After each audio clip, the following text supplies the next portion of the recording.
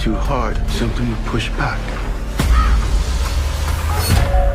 What happens next is my favorite part. All right, what is up, people? What is going on? We are here tonight because last night's episode of From was absolute fire, and we are definitely going to get into this episode. First off, Brian, tell the people where they can find you, sir. Dude, I'm 1/3 of Spoiler Kings. We go live Mondays, Thursdays, and then of course I've been with Nzo. Every time we got a TV show, anything we got anything interesting, except from I don't know why he doesn't like interview with him. There's nothing wrong with him, but everything else, it's a lot of fun. I'm glad Jen's here because now she can bounce out this craziness. 100%. Jen, tell us where they can find you. What's up, everybody? You can find me on the Scene Invaders channel. I also cover From there with a bunch of other shows. Same thing with Sci-Fi Vision. We're covering Widow's Bay right now. And you can also find me on Real Cinema Therapy covering From and The Dead City from The Walking Dead. Ooh, really? Yes, we're going to be covering the new Dead City. See how that is? We do Dead City too. I love Dead City. Okay. Let me find out. We'll definitely have to converge and talk. I don't know how you guys felt about the first two seasons, so. Loved them. To be honest with you, I thought they were really good seasons of The Walking Dead, and you know, some of the Negan moments were like, oh yeah, that's Negan. I loved it. I absolutely loved it. Okay, good. Daryl said 10 out of 10. What's up, Daryl? How you doing? Cool Nerd Rupert said, hey, good morning, everybody. Good evening, everybody. Thank you for coming in. Much appreciated. 2-week break, but I look on the bright side means we wait for season 5 is 1 week less. Absolutely. That's phenomenal. Man, what up, Collector Man? Thank you for popping in too. Much appreciated.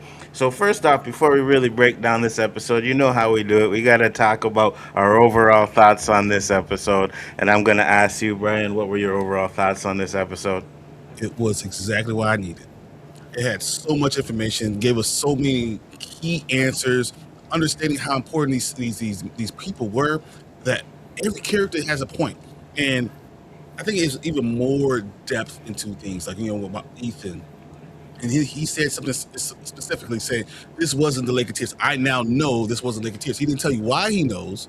He just says that, right? We also saw the bird. We didn't know how the bird died.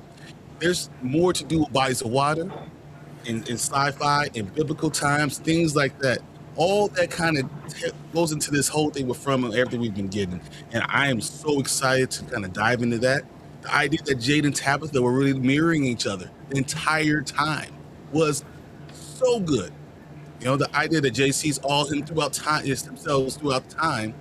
And then when he's getting buried, you see in the corner, you see the Ankui kid, right? So now, how did they die? Which one did they, where were they? And why were they all in white? Just wondering, because we always talk about the boy in white. I'm just saying, maybe they gave us more answers than we even know. We could talk about this. It's going to be absolutely amazing to get it down there. Jen, what about you? I loved it. I think every episode has been like 10 out of 10. By the time I'm done deep diving it, I might like drop it down a little bit because of my frustrations. But this episode, I was not frustrated. I thought like some people really stepped up their game. I really kind of liked the way the episode was and all the information that we got. I heard online some people were confused. I don't know what the confusion is. I kind of really loved the episode and the answers we got and some more questions that we get to go diving into that aren't that crazy. They're more like questions that expand the theories that we already have on this. So I'm really, I don't know, I was really feeling this episode and everything we got. And I think it gave us enough for the next 2 weeks. So that way we have enough to continue to chew on before we get that, you know, our next episode, which is, you know, an extra week of waiting. 100%. And one thing I love, like I said, I think this episode was great because we did get a lot of information. We also got a few things that I think we already speculated about too. But like Brian said, we also got more questions too, because I have one question. It's like, all right, so the Lake of Tears, and then we have the caves where Jade. So how does all that tie together, right? And I think what they're doing this season is they're giving us the pieces of the puzzles. Now it's for us to put them together and figure out how they go together, right? Because if to save the kids is in the cavern, then what's the Lake of Tears for? You know what I mean? Because everybody thought we'd go to Lake of Tears, get the souls or whatever. But Jade's saying is to go into the caverns now. If Jade is right, right? So we don't still don't know if Jade is right yet, but I'm pretty sure he is. I'm pretty sure he is. You know. Now we find out. Anyways, we'll get into that because we got a lot more to talk about with this Yeah. episode. Before we get really into this, I want to ask a question. Why was Boyd Jade's like anchor? And why was it that he thought that he was going through that? Talking to himself. Why did he see him as the thing that holds him down? I'm gonna tell you why I think. Right. I do honestly think now that Boyd is the X factor, and I believe that Martin was the Boyd from the previous reincarnation. He failed. I think it was Martin. Yes, yes. I 100% think that, and I think Boyd is going to be the one because I said it on the stream. I watched it back. I said Boyd is going to be the one to have to stop the town from killing Jade and Tabitha. If he can do that, then that will change things, and that's what Boyd's role is to do in this. Now, will he succeed or not? What about you, Jen? I actually agree with you 100%. I think that Boyd, since the very first moment that he's met Jade, Boyd's always kind of checked him from when he came high into town, from when he's been doing stuff. He's besides Tai Chen, Boyd has always checked him, and Jade's kind of taken a step back and actually had to listen to him when he's kind of like brushed everybody else off. I also think that I think you're onto something with Boyd being like the Martin of his time. I think that's definitely a huge possibility, and that would explain why it's the transfer, and why Martin was locked down there, because Boyd is not a story walker, right? He's an X Factor, but yet we saw him go through some type of dimension to get back to where Martin was using the torch. Right, so not just story walkers can story walk. Apparently, certain items can obviously take you places, or there's obviously something special with Boyd with the role that he takes on. So I 100% agree. I think that's why he is Jade's anchor. Plus, he's there with Jade, right? So in Jade's mind, they're together anyway, and Boyd said he would do this with him. So I think just the setting, within itself, leads it to be Boyd being with him. Absolutely, I believe that. We definitely gonna get into this episode. He said Donna didn't die in this episode, thank God. But she's definitely dying this season. Explains why we didn't get a heart to heart between Boyd, Donna, in episode 4. I'm still saying Kenny, all right? I know you guys don't want to see Kenny die, but I'm still seeing Kenny. I got a theory about the whole Kenny thing when we get to Oh, the do you? Oh, Okay. I Gave got a theory. episode. I can't wait to hear it. Gave the first 3 episodes 9, episodes 4 and 5 a 10. I think because Boyd is the one that trusts Jade. I believe Jade was just seeing Boyd because it's fun and makes the reveal more surprising at the end. Could be true too, Daryl. I think so too because he was in the room there, but I believe, like Jen said, there's a bigger connection to everything than just him being there. You know what I mean? There's a reason why I think he was the actual anchor.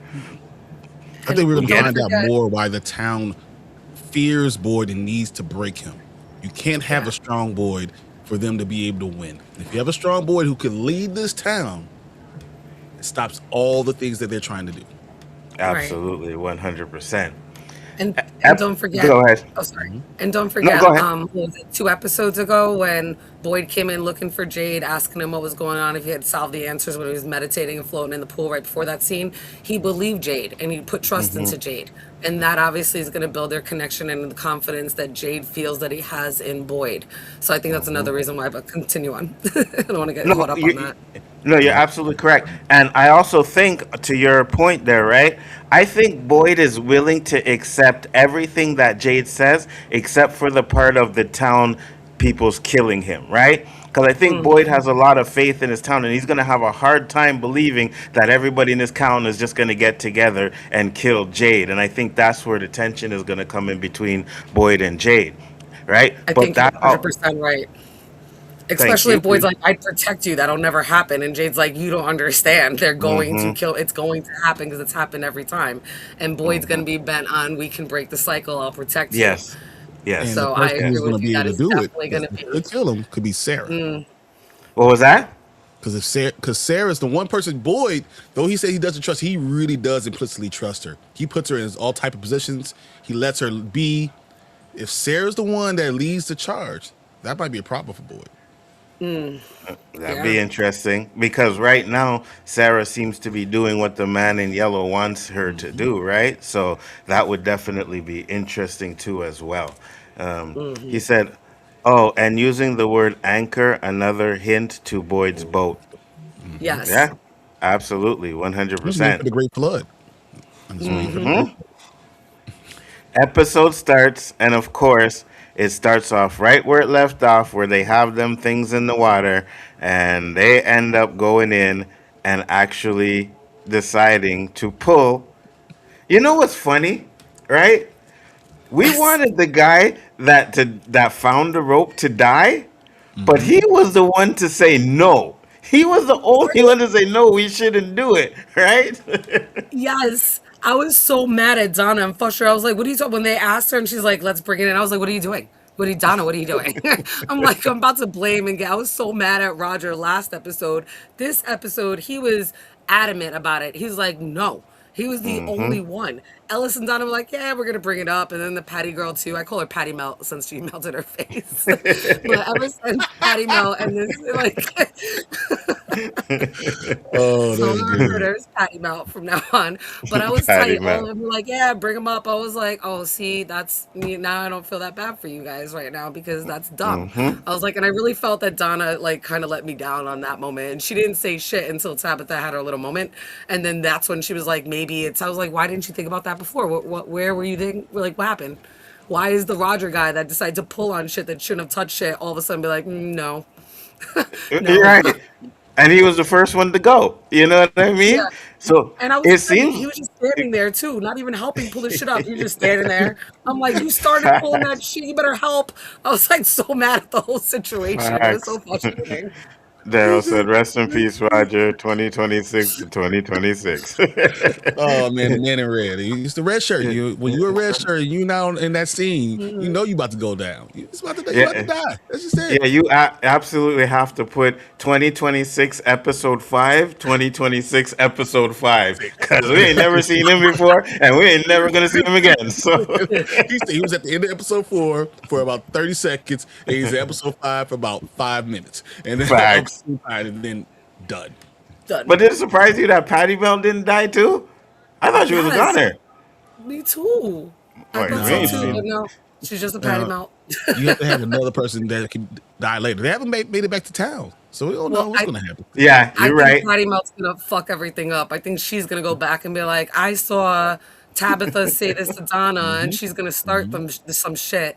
And I know we've all been speculating like who's gonna cause and start the division in the town, but I think now after seeing this, I think it's gonna be the Patty Melt chick. I'm like, I think suddenly because she had some lines already this episode, like this season. Yeah, She's the same yeah. chick from the like ran and grabbed the ambulance when Sophia first got here. She's had a couple lines, so I'm like, she's definitely gonna like say something. She won't take the charge, but she's gonna be the one that starts it and amps whoever's gonna take the lead up, whoever it might be.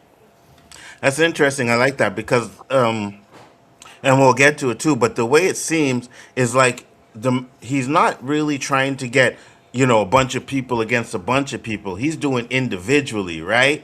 Marielle Yes. and Christy. You know what I mean? Then we're gonna have Boyd and Jade. And we're gonna have other ones like that. So it seems Randall and Julie. You know what I mean? So it seems like he's going to be creeping in there trying to get it individually, which is probably going to make them all have a conversation and probably take sides after that. Or maybe when they find out it's Jade and Tabitha, that's when the sides really get taken. You know what I mean? Half of them want to kill, half of them want to know. And because we always thought that Christopher started the massacre. At least that was one of our theories, right? Christopher was the one who started Yeah. the massacre. He was Now murdered. now it confirms that he's not. So I'm thinking the massacre is the townspeople that wanted to kill them against the townspeople that didn't want to kill Tabitha and Jade. And Right. Boyd's going to be caught in the middle of that. Yep. That's I'm good. with you on that. And I'm curious to see who's gonna split sides now at this point, because now we Mm-hmm. know. I think we all speculating what it's gonna be about. And my biggest, I mean, there's many people in there, but I'm really curious, especially because we saw the little side story where like Henry and Victor are gonna fall in that split, even though they probably aren't going to do much. But I'm curious to see where they're gonna Mm-hmm. fall in that split. That's very interesting that you said that because when we get to that too, it's going to like I know people are like, oh, that was probably nothing, great acting, but there was really nothing to that scene. But I think that's leading to something that might be Hmm. leading to what you said is the split because Victor says I shouldn't have told him. So now Victor's not going to want to tell him anything else, right? Which is probably Right. going to cause a problem too as well. Now, we have Ethan and Tabitha burying the bird because we find out that the bird died. Do you guys have any theories about this lake? Is there anything else down there? Because I don't think what we've seen with the scarecrows is over yet, right? Because we didn't get to daytime. They didn't get to daytime yet. So I don't think it's over yet. Do you think we see something else? I don't know if we're going to see something else as far as like anything more coming out of that lake, but I do think that that lake is not meant for. I think the water definitely killed the starling bird for sure. And I think Mm-hmm. that that lake would be like the opposite of the Lake of Tears. Like if the Lake of Tears is supposed to heal, I think that that lake would obviously kill. And I think there's a reason why those things were buried in that lake and put there. And I think that Absolutely. I think it being in that water and buried and is what kept them like it deactivated, I guess, for a lack of a better Mm-hmm. term, and then being bought out and dried up and them drying off. Like, it bothered me that Donna started the fire because I'm like, why'd you start a fire? You guys are gonna go into the thing. You're not, the fire's not inside. You didn't cook no food. I'm like, why'd you start a fire? Like, that was kind of like an interesting point that. Like I had thought about it, a couple people had mentioned it, and I'm like, yeah, there's no reason for starting a fire. It was just weird because it's not like they're really cold like that, and they didn't take it Facts. inside with them into the camp. So I feel like the fire, like, kind of, I don't know. I'm not really sure. Kind of like maybe let the scarecrows know when they came out of the water, and that was another thing. I don't even know how they were floating. They filled them with rock. It was just really weird, the whole scarecrow thing. But the fact that they pulled them up, I think, in that water is just no bueno. I think the water killed the starling bird, and there's something with the water. We'd have been fighting. I'm telling you this. I mean, anybody touches that rope, it's going down. We are not pulling them things out. No, we're not doing that. There's a reason why they were buried in that water, and they came up because this clown touched the rope, and now we want to do something stupid and bring them to land? No, we're not doing Yeah. that. We're not doing that. Yeah, I didn't like Donna's reasoning either. She's like, maybe That's what it's I was there to saying. keep something there. I was like, that's the stuff you're supposed. It's not keeping anything else down there. It is the stuff you're supposed to keep down there. I was like, what are you It talking was Facts. about? That is stupid. bad. It was I stupid was because like, she was like, "Yeah, are you gonna want to be out here?" And then them floating in the water, they might come and creep on you. I was like, "Were they gonna swim? Like, what are we talking about? Like, if it was there, you're already you're safe away from them, so you bring them closer to you on dry land, so you feel safer. What the hell does that make Hmm. any sense at all? None at all. no. Then I was talking about the water. I think the water is a barrier, and Okay. it traps, so it traps them. So once it's under the water, it traps, all this evil there. You can do Hmm. that, and I think honestly, by pulling the fact that that Tabitha and Jade are being mirrored, we pull those things out, the dolls out, and then all of a sudden Jade has all those spiders over him during his visions. I don't think it's a coincidence. I That think they've actually makes a Interesting. released lot of something sense. into from. No, that makes a lot of sense as water being a barrier because think about it. If there is to be a flood and they are to get out, then the water would wind up burying all of the monsters and keeping and everything in the tunnels and keeping it down there. And Yep. then they would have to keep the water would have to stay there. And that would kind of actually make sense as it being a barrier because we have no idea in the previous cycles how the flood happened or what remnants or lakes are left over from the flood obviously going down after a period of time. So that is really interesting and I kind of really like that theory a lot. I think you're right. Definitely a barrier. Daryl said, M Man in Yellow trolling is so much fun. You're a prophet. Yeah, Yeah, I know. you're a I know. prophet. I know. That was like this bitch. And we're gonna get into this bitch because she's still a bitch. I don't care what you guys want to say. I can't stand her. She's pissing me off. Uh, Then she comes on the street, this creepy ass little bitch. No, I'm not doing that. I'm glad Jade's that Daryl fine. didn't fall for it. What's that? So I'm glad Mariel didn't fall for it Me either. too. Me too. Go ahead, Ray. Because Christy might change her mind. But I was thinking about the dolls, and because we're talking about them being pulled out from the lake and everything, and is it possible there it was that level that time period's physical manifestation of their nightmares? Well, Yes. yeah, And we already. they're burying their nightmares to get to the next level. This because think about it, they didn't have talismans, so they had everything else. They had the guards and all this stuff. It was the physical manifestation of nightmares. That's why the guy threw it into Lake. He said how afraid of them they were. It wasn't like he was angry, mad at her. He was mad at the dolls to get rid of them. She But was I complaining. think He's like, one no, thing get we rid of learn about that, one thing we learn about that though, it's the dead people's manifestations, right? Because it says the guy died, and then that's when the doll started to come around. So Yep. now everything in here, all the manifestations that we're seeing in the town, are actually dead people's manifestations. So the cicadas, because when the guy died, his fear was the cicadas. So we see the cicadas in there. Now we see these, and I believe there's something else that just slipped in my mind right now. But I think definitely manifestations of people's, so the spiders. Whoever has a fear of spiders or had a fear of spiders, that's probably their manifestation too as well. So Right. And I think it might be also something to how they were killed because it's people that were murdered, right? They yes. didn't say she just said the man was killed. So we don't know how the guy with the dolls died, but we know that Nathan with the cicadas and the other guy was shot by Boyd and Nathan was killed by Sarah. So they weren't even killed by monsters and from they were killed by Yeah. their own townsfolk. So maybe that's Yes. how some new monsters are developed. So like when they all tear themselves apart, if they are going to divide into a faction where they are going to wind up killing each other, then that might be how these living nightmares become to life, right? Or these people's Yes. nightmares come to life because they were killed by each other, not by from. So, Absolutely. Makes a yeah. lot of sense. No, we're not talking about that crap, Danny. Not doing that. Sorry. Hey, Vampire was Um, fast fire. And Rice, let's back, go. back in Yes, season two, Jesse. Sarah says that she thinks Nathan's nightmares became part of the force because Nathan was scared of the cicadas. Absolutely. That's exactly what Jen just said. That's exactly it. That it Hmm. was perfect. My girl Sarah is so smart. Yeah, 100%. 100%. Sarah's MVP. We already know that. Definitely. So Jade's um, visions start to kick in, and he sees a sign that says answers this way. He tells Boyd, and then they make a plan to where Boyd is going to be his anchor, and he is going to go and follow the signs that he sees. This way. Now, we're gonna get into the ending of it too, but all of this stuff, I was like, great, let's do it. Finally getting some answers. What about you guys? Yeah, I was really excited about to see the sign. I thought that was pretty cool. I was like, shit, it says answers this way. I thought that was like pretty direct, just like Jade said, and that got me really amped. I was really psyched to see where it was going to take us.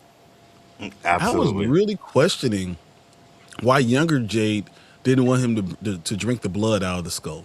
I was really questioning. So I'm wondering, was that good or was it bad? Was it too many answers?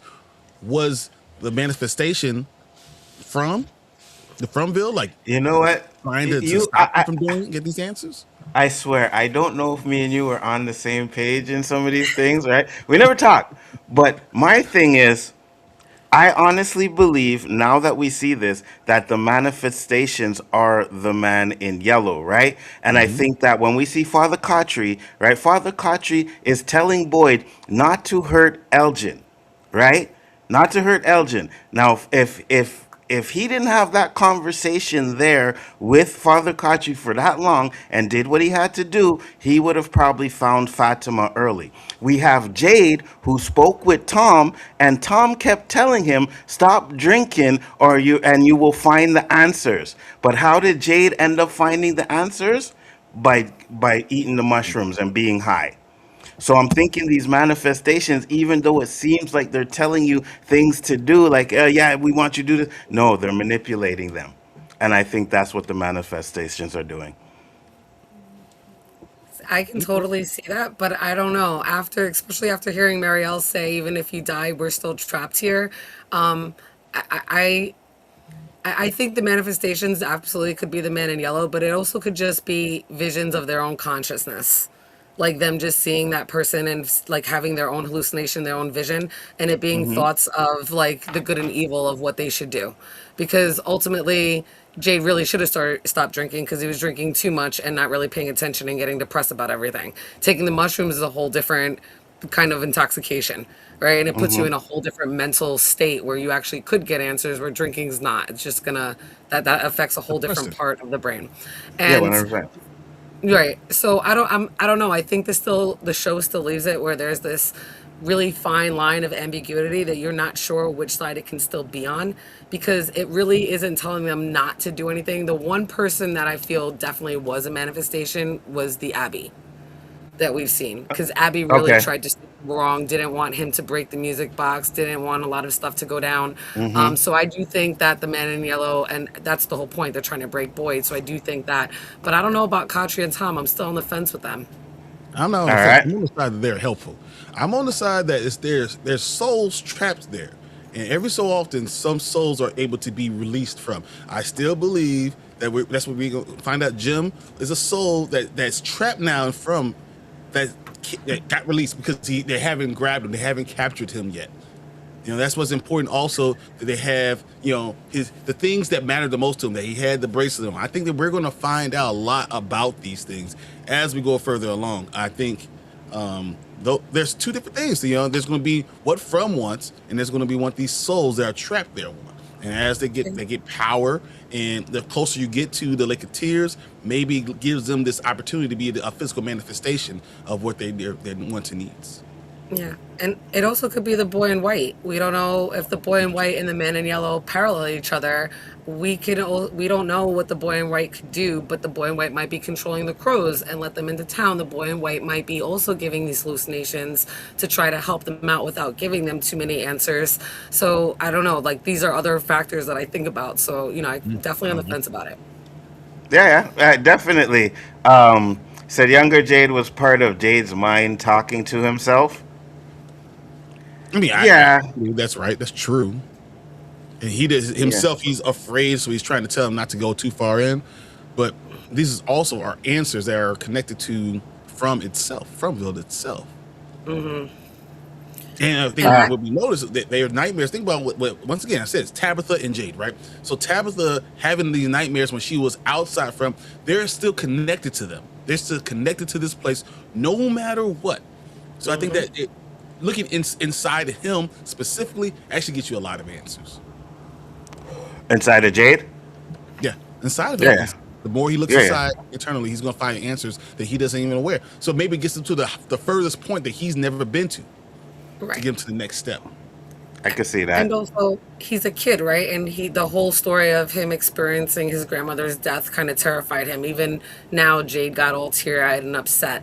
So I think the fact that Avery, or I keep calling him Avery because of the Institute, even though the young Jade actually like knew that he was going to see his past selves murdered. And that's a big reveal. And that's really scary to a kid, right? You don't want to tell yourself like you're going to get murdered. So I think that's another reason why he was like, don't drink it because you're going to find answers you don't want to know yet. And I think knowing that people are out to get you and are going to murder you and you have to sleep with one eye open, I think also is a huge fear that you have besides not being able to, go out at night. Like, how do you escape in a house if somebody's trying to kill you? You can't run outside and go hide in the woods. The monsters will get you. So that adds a Mm-hmm. whole other level of fear to like surviving every day in From. And I think that's what the younger self was getting at. I love it. Or Yeah. could it be Yeah. because knowledge comes at a cost? And That now too. that Jade figures something out, something bad is going to happen going forward, right? Now, so and I'll just a question too, because this is one thing that I thought about, and like I said, next week when we do like a stream when there's nothing on, I want to like try and put the pieces of the puzzles together. But I'm going to ask you guys this question right now, real quick. We get to Christopher, right? Yep. Do you think it's a possibility that Christopher actually seen what Jade seen and couldn't handle it, and that's why he went the way he went? 100%. Yes. 100%. I'm with you. I think And that's what also, drove why him you want to mad, keep quote what's away from unquote. imagine him keeping him gentle. You see him. You want they wanted to keep Victor and Eloise away from him. So I Right. wonder, why do you want to keep kids away from him? Because maybe he was going off the deep end. He was literally, they saw him going crazy because of it. He Right. couldn't handle the truth. And the boy I in white, I showed him the truth. right. And I think. now, yeah, go ahead, Jen. Go ahead. Oh, I was going to say, I think that Christopher saw all of that and went mad and then thought, well, we have to sacrifice kids to get out. And I think that's why Miranda had, like, hid Eloise and Victor because they were the kids and Christopher was going to kill them because he went mad. Because he thought that, Ooh, like, I'll make a deal and I'll try to just kill the kids and sacrifice them to get out of here. So I think that's why Miranda hid them from Christopher. you know Yeah. what? I kind of like that, but my theory on that one was the reason why Miranda did that is because the town people started to kill them. Right? She probably witnessed them kill Christopher and realized that she have to save her kids, hid her kids in that thing, and went to the faraway tree, which rushed everything for her to get caught up into Smiley and killing her. That's my theory on that one. Can I I ask like you guys that one theory thing? too. Go ahead, Brian. Why did they call this episode "What a Long Strange Trip It's Been"? Because of the mushroom trip. Well, you sure? I mean, it's probably multiple answers, right? So I didn't know Mm-hmm. Right. that. Is it because of the trip that they've been in since from has started, since the story has started? Could be. It, Yeah, yeah. could it be the fact that they're going through all of these versions? They're talking about how long these characters have been there. You know, how long they Right. feel like they've been in from. Just these Mm-hmm. are our eyes and ears and other people, that the characters that we care about. It could be all those things. Um, Mm-hmm. I think all of them mean something, and it's you're looking at it short term, long term, and this entire story. That's a lot, and it could be the man in yellow, Mm-hmm. Yeah, the man in yellow absolutely. and white. Mm-hmm. Yeah. Especially because you saw her like lurking around and making like little trips around the clinic, eavesdropping on everybody. This Absolutely, it could be a whole bunch of them all rolled into this one. this bitch. Right? They ended up This right here bitch. now because she's pretending that her hand is broke and they fix it. Marielle goes into the truck, and when she gets in the truck, she gets chained up there, and we see part of the vision that she had when she was the cicada and the trance or whatever, right? Hmm. And then we get the opening. What were you guys' thoughts of that part? What is the significance of them torturing her at this point right now? All right, so I think it's a little bit of just the fuckery that Sophia wants to cause a rift because she knows that she hasn't been able to explain and talk about it with Christy, and that's been a point of tension between them. So why not like Mm-hmm. push on that a little bit? I also think that she wants to torture Marielle, and in the ambulance when that scene happens, the radio flashes and we see three different dates, and the three different dates are the same, or three different dates from the lighthouse that Tabitha sees in her vision. We see 1609, 1752, and we also see 1883 or 88. I'm never can be sure because the way the chalk is. So you Let's see see. those three dates, and trying to piece together at what point she was in that um being tortured, and she's hearing everybody cry, like, be killed and tortured. I think she's hearing people from then you get 1883 and then 1752. I've got I really good got you. screenshots of them. I I can got send What you. if I them. Yeah, told you yeah, that yeah. it was just them? They're You have reaching to, out. I had to slow it down to get them because they blink pretty fast. I got you. I like Could it be that. Go them just ahead. reaching out? These souls from this time period reaching out. Not that they're Mm, trying to do anything to her, because they didn't do anything, and maybe they're trying to reach out to her and say, "Hey, wake up! You are, what's it called, medium." yes. You Yeah, know, like remember us. I think that was her and Kui moment. Like, remember us. You need to talk about this so that we can get out of here or like figure out something. So, like, as I've been saying that, like, Randall hasn't said much either, but at least he's been helping. Like, Meryl's been Mm-hmm. hiding ever since she's come out of that cicada coma. She hasn't talked to anybody. And like I said, it's been a point of tension between her and Christy. And it's obviously clearly still affecting her. So the fact that they actually like kind of, I think you're right, they kind of reach out to her because they didn't hurt her. She just heard the same exact sounds that she heard when she was in the cicada coma, almost reminding her, like, wake up, like you just said, like, wake up, remember this, you need to talk about it. And she finally does say something about it because of that. So we see her right chained up. think it's possible that's how all the other souls are chained up? Kind of like we seen Martin, we see her chained up. When they were in the trance, all three of them were chained up like that. Possibility that all the souls that are dead are chained up somewhere like that? So I'd like to think that some of them are chained up because of how they die in their Died? role Yeah, there, right. but not all of them. I think the rest of them are in the spider web. Souls Oh get yeah, trapped in trust the me. spider web. I still got the spider web coming because again we seen spiders in Jade's first vision, right? Spiders crawling up the wall, spiders on him. So we're definitely gonna see spiders for sure, and I think we're So gonna see a giant spider. They got all the cicada people living with each other. Okay, I hear what you're saying. Yeah, all the people that were killed by the cicada, I can see that. I like yeah, how the writing huh? Go ahead. I'm looking at these three, all specifically, that they're all important for these souls that are reaching out. We already know why Julie's important. Okay, Randall's going to be important for a different reason, and Marielle's going to be important for a different reason. All three of them are touched, and they all get contacted by these spirits for different things. And I think that's what's going on. They're all very important. And if they could all talk together and get their stories together, they might be able to open everyone's eyes. They all are needed to get to the next level. Absolutely. Yeah, Danny, I wasn't ignoring. Yeah, I kind of was ignoring you because I seen what you were saying up in there. I didn't know. So I'm not trolling with this comment. I hear y'all saying cicadas. This show has a lot of similarities with the MTV Teen Wolf series. There's a lot of supernatural creatures in that series as well. I've never watched the series, so I couldn't tell you, to be honest with you. I don't know if anybody else did, but yeah. no, I didn't. I never got to watch it. I don't like Yeah. MTV. Okay, so episode after the trailer, we see they have the scarecrows and they have them up there on the land. I don't understand why it's stupid. Donna cuts it open to see what's inside. Now, I know when we were watching it, we were saying, is it clothes? And I want to get a closer look of it because I'm not sure it's clothes. It looks like just, yeah, it doesn't look like clothes to me. What do you guys think? And I don't know. stuff- Like it looked like rags, right? I Stuffing, thought yeah. it some kind of stuffing, but it wasn't all just cotton. Yeah, Yeah, that's how right rag there. dolls are created, right? I mean, Right. especially you don't have those type of things when you're in from. Like if she got that last time she was there, that would be like they created these dolls out of just whatever they had around. So that's probably what's inside. Absolutely. No, Danny, they don't. They don't. They They don't. could though. So Danny's talking about cicadas in changing form.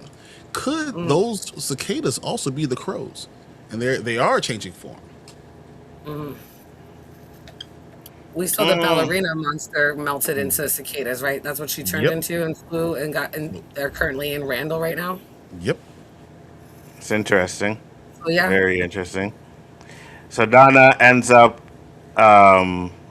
having conversation and they say, yeah, they don't like it. But we get cut back to Jade. Jade is starting to have his visions, and this is when he hears Little Jade. And Little Jade was telling him, or playing a song, and Jade gives a story about his grandmother. I watched it 3 times, and I was still trying to connect something with that story. I don't know. Did you guys connect anything with that story that Jade was telling? The only thing I can think of is, how they said that they did lullabies and sang and played for the children when they were killed and at night. So I'm thinking that they were playing when they were murdered. Like if he was still playing just like when he said his grandmother was dead and he knew that she had left the room, but he kept playing and he couldn't look at her. I'm thinking Jade was still playing when those kids were killed or sacrificed or when the sacrifices began. He was still playing and he couldn't look at it happening. Interesting. That's the only connection I could think of. What about you, Brian? A little bit different. I thought that possibly the Jade, being an analytical mind, the reason he's an analytical mind is because he actually has a supernatural connection to souls. He actually can see souls being in certain bodies. That's why he has the Nkui kids and all this stuff. He's going to be able to find them because I think he has a certain connection to the supernatural. I think that's why he saw more ghosts or more entities, even of himself or everything, than anyone else in this entire series. He's always had a connection, I think, no matter what. He went analytical because he knew he had that connection, so he went away from it. but this is something that's always within him. And I think that's what he said. My grandmother knew this, and he's talking about the song, the music, and he felt her spirit go away. He feels souls. I like I that. like that. We have him talking to little Jade and Boyd there, and Boyd tells him to drink the blood, and he drinks the blood, and then we find out what happened because little Jade says, "Oh, now you're going to see things that you might not have wanted to see." Now, he also said you cannot pick and choose what memories that you want to remember, which was interesting because it seems like Jade's not picking and choosing. But do you think there's a lot more that he's leaving out? Go ahead. I don't know. I think there's something that's going to come. Further we going on, but I think the all you can do with a lot of these conversations is write them down and wait for the next time they give us more answers and say connect the dot. But as long as you write them down, you can't forget a lot of these things. Right. I thought it was kind of vague the way the boy in white helps out Victor and has spoken before. Like he's kind of vague or speaks in riddles, like Tabitha said. So, I mean, I understood what he was saying, but he was very vague. He didn't like just give Jade all the answers. He made him, he's like, look, what do you see? Right? He wouldn't just help him directly and give him the answers. And I felt that's exactly what the boy in white does, which is what made me think the boy in white might be helping along with some of these hallucinations. Like they might not always be the man in yellow and from affecting it. I think it might be like the boy in white's from affecting it. So I just saw that parallel there, and I'm figuring out like Jade's gonna have to come to these answers by himself. Certain things are gonna be told to him, and certain things he's gonna have to figure out because they don't want him to repeat the same mistake. If they just tell him something, he'll repeat it. So the things that he needs to figure out are the things that he's going to be able to change so that way he can get out. So the fact that he was able to figure out that everybody was murdered, maybe he can break that in his own cycle so that he is not murdered. I like that. I like that. He said, until they stop being scared of the cicadas, keep getting stronger. Maybe they can figure out not to be scared. It may weaken the From, Man in Yellow, or whatever boogeyman in the series. Well, one thing we do know is that the Man in Yellow does feed off of their fears, right? We also get confirmation of that in here too. But it's hard not to be scared, bro. I'm sorry, it's hard. You know what I mean? But we get to Kenny, and Kenny's having a conversation with Fatima, and this is going to be interesting because I want to hear your theory on this, which I kind of feel like I know where you're going to go with it. But Jen, what was your theory on it? So I do think that because Kenny's he's questioning Fatima on what she feels, right? Her connection to Smiley. I think it's going to kind of come back to them wanting to capture one of the monsters. And I think they're going to try to capture Smiley because if she has a connection with him. And I think that Kenny's going to try to set that up. And the golem will or will not. I'm not sure if it's going to have any play in it, but I think it would be awesome if she got the golem and Smiley to fight because they try to capture it. But I do think that Kenny's like questioning because I think we see him in the trailer standing on top of a bus, right? The trailer that they released before the season began at night. So, and Boyd's running down the street with him. So I do think that Fatima is going to somehow make that connection with Smiley to bring him out or lure him out. And they're going to try to capture him on the bus. And that's why Kenny's on top of the bus. And that's why he's inquiring about this because he's trying to set up a plan to capture the monster, specifically Smiley, and specifically because he saw Smiley. Smiley has this connection, but Smiley called him out in the caves. So I think Kenny's taking it personal a little bit. Which makes sense as to why he's talking to her about having a connection with Smiley, right? When he Right. knows that he can't. I like that. Brian, what about you? I think Kenny is with Tabitha for a reason for the show. I believe Tabitha. They didn't just say he's connected to her. He feels what she's feeling, so he's mocking her. But he says it's a two-way connection. So you might be able to connect with these monsters in a different way. You might be able to control them in a different way, and they want to test that theory. And they might even get the golem working. So the idea is, what if they get the golem into the bus, right, and then lure Smiley into that bus, and that could kill them. What if they find a way to kill these monsters and not let them get reborn? So Right. You can find out, use Tabitha to find out with her connection what they fear. Is there a way to defeat them? I think there's more to it than what Nzo wants. He wants this dude to die. He want to kill Kenny like this South Yeah, Park. This is not South Park, bro. This is yeah, from yeah. The South Park goal, kill Kenny. yeah, Oh my God, they killed Kenny. No, let's not do that. yeah. I think the golem's gonna come to life and kill Kenny. Mess Oh up my God. Fatima even more. 100%. Is it, That's my theory, and I'm terrible. sticking to it. I know. Daryl said, "I don't believe Kenny is dying. I know you don't. Donna's gonna die this season." You see, listen. I had Donna last season and Donna didn't die. I can't pick Donna again this season. I'm not doing it. I got to pick someone new. And my someone new this year is Kenny, all right? Because I want to be able to be like, yeah, I got one. You know what I mean? And I think Kenny is one of those shocking ones that'll be like, no one expected Kenny to die, and boom, Kenny dies. And it would be messed up if it would to be by something that Fatima created to try and save people, and it ended up killing people and hurting people. You know what I mean? So that'd be interesting to see. But yeah, It might still well, happen that way. They might try to draw out Smiley and the Golem because it's part of Fatima tries to protect Smiley and winds up killing Kenny, and the whole plan backfires, and that's the manipulation. yep, 100% could be. Never. Listen, He's I not know. going there. Listen, It's not listen. happening. Don't It's let this okay. man call you It's in. okay. It's He okay. was I've been wrong. fine. It's He was just okay. making charm. He's like, oh yeah, blah blah blah blah blah. And now everyone's going to say that. It's okay. Let's I've been not wrong do that. before. I've been wrong before, but We only that's what get I'm three hoping for. Asians in this entire show. We're not killing all three of them. No. Daryl said the 1 year you don't pick her, she's gonna die. Yeah, that's why she can't die. No. We all thought she was gonna die at the cabin. If Donna didn't die at the cabin, Donna's not dying this season. That was the perfect time to have Donna die, and Donna did not die at the cabin, so Donna's gonna survive. Okay. That's it. That's what I'm saying. If I had to pick anyone to die, I think it's going to be Christy. But Yes, that's me. I can see Christy. Yeah. I wouldn't have a problem with that. Terrible. I wouldn't have a problem. we're here. I I'm wouldn't. with you. Christy needs to die. We need to set some more fire underneath Mariel's ass so she can keep speaking and kind of help out and step up and do something. And if she, Or Christy's still a nurse and a doctor or whatever, they'll be fine. I could see it being Sarah too, right? Sarah being so close. Maybe Sarah finds out the man in yellow is not, who it's supposed to be, and she has to kill Sarah before getting revealed, right? But question is, would anybody believe? I think Boyd would believe Sarah.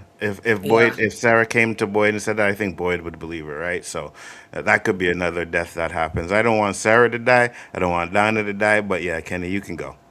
Oh my God. Come on, man. For the no. He did. And that's why we got to stop his suffering by killing him, right? Then he's not suffering no more, So we get to Where's Susan? Kenny. Susan What's said that? Kenny probably had a nightmare of the golem and then he dies. Oh, I'll kill him. I'll kill him. Yeah, exactly. No, we'll see. Interesting thought about it, but yeah, that's what I'm hoping for. I've been wrong before, but I'm going to be right on this one. Trust me. So now we have Marielle and Christy, and first off, we have um, Henry. He's going to take a bottle of alcohol, and I was like, this is not going to work out well for him, because when we see him again, he drank like that whole bottle of alcohol. So yeah, and I want to get into the conversation that he has with Victor, because I think there's significance to that too. But we get Marielle. She was locked up in the truck. Can we go back to that? Which one? We don't know about Henry. We haven't heard about him in real life. What happened to him? I believe we're What do going you to mean? find out a little bit. It's going to be a connection because we've heard about Victor, what he was in from, what Victor's doing. I think to draw them together, maybe Henry tells him what he went through without him. You know what I'm saying? Like when he was out there, I turned into an alcoholic. I had to go to Alcoholics Anonymous. I went through terrible things not having you. And maybe that helps Victor open up to Henry. This is what happened to me all these 40 years. Because no one knows what happened with Victor. Nope. Maybe this idea of him sharing his life where he's, how he had to grow from he was 40 years old when Victor was gone. He's almost 80 years old now. What happened in between this time? Maybe he shares it with him, and then all of a sudden they have a deeper connection. Interesting. And I like that, but I think that again, when I think about the manipulation stuff, and I know the man in yellow wasn't involved in this, but he's probably gonna feel that there's tension there and work on that, right? I think with Henry getting drunk like that and the way he was doing it, and Victor saying, "Oh, I shouldn't have told him," I think Victor is going to be skeptical about telling him things now. You know what I mean? Yes. If Victor remembers something, he's not going to want to tell Henry, which is going to cause a problem. Now, I could see them making up by Henry doing what you're doing, but I think this little display that we've had is going to cause an issue for a while. Go ahead, Mhm. Jen. What you thinking? Yeah, no, and I agree. Like Daryl just put in the chat, we already the very first time we see Henry, he's carrying a six pack, right, walking into the house telling Tabitha to get off his lawn. So, Mm-hmm. and before he became Victor's roommate, he was chilling in the bar for a minute. Like we saw him in the bar quite a few times when he Mm-hmm. first came in last season. So I think after his family disappeared, I think he did become an alcoholic, or at least had a drinking issue, and I think all of this put him over the edge.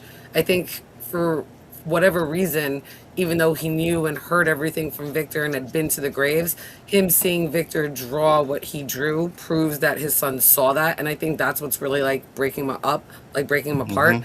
But you're right, Enzo. That's gonna cause a huge divide on what Victor tells him now in the future, and now that scares me because Victor's not gonna tell anybody unless hopefully he gets really close with Ethan again, and I think that's one of something in the synopsis in a future episode.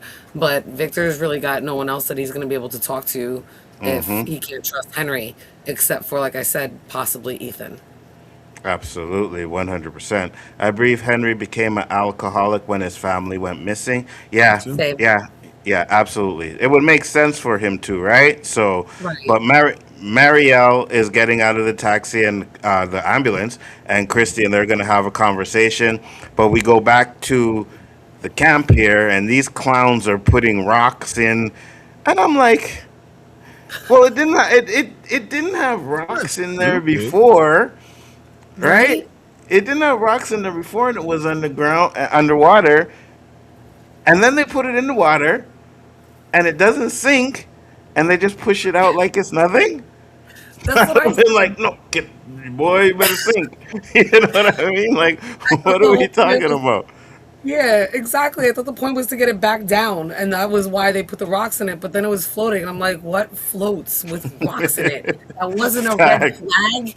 I'm like, and then I'm thinking about, I'm like, well, if you were all like, made of cotton, then I don't know how strong you could possibly be. But now you're putting rocks in it. No wonder it's gonna break through the cabin wall. You just made it dumbass stronger with more rocks in it. Like, what are you doing? I was so mad. Facts. Think 100%. about this, guys. Though I mean, it was connected to a rope and was like pushed down in there, like they were Mm-hmm. trapping it in the water.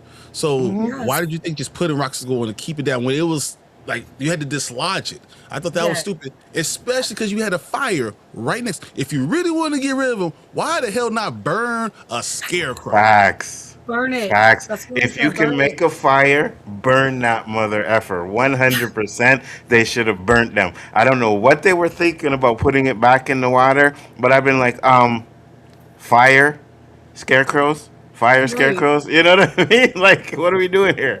Why are we putting it back in the water?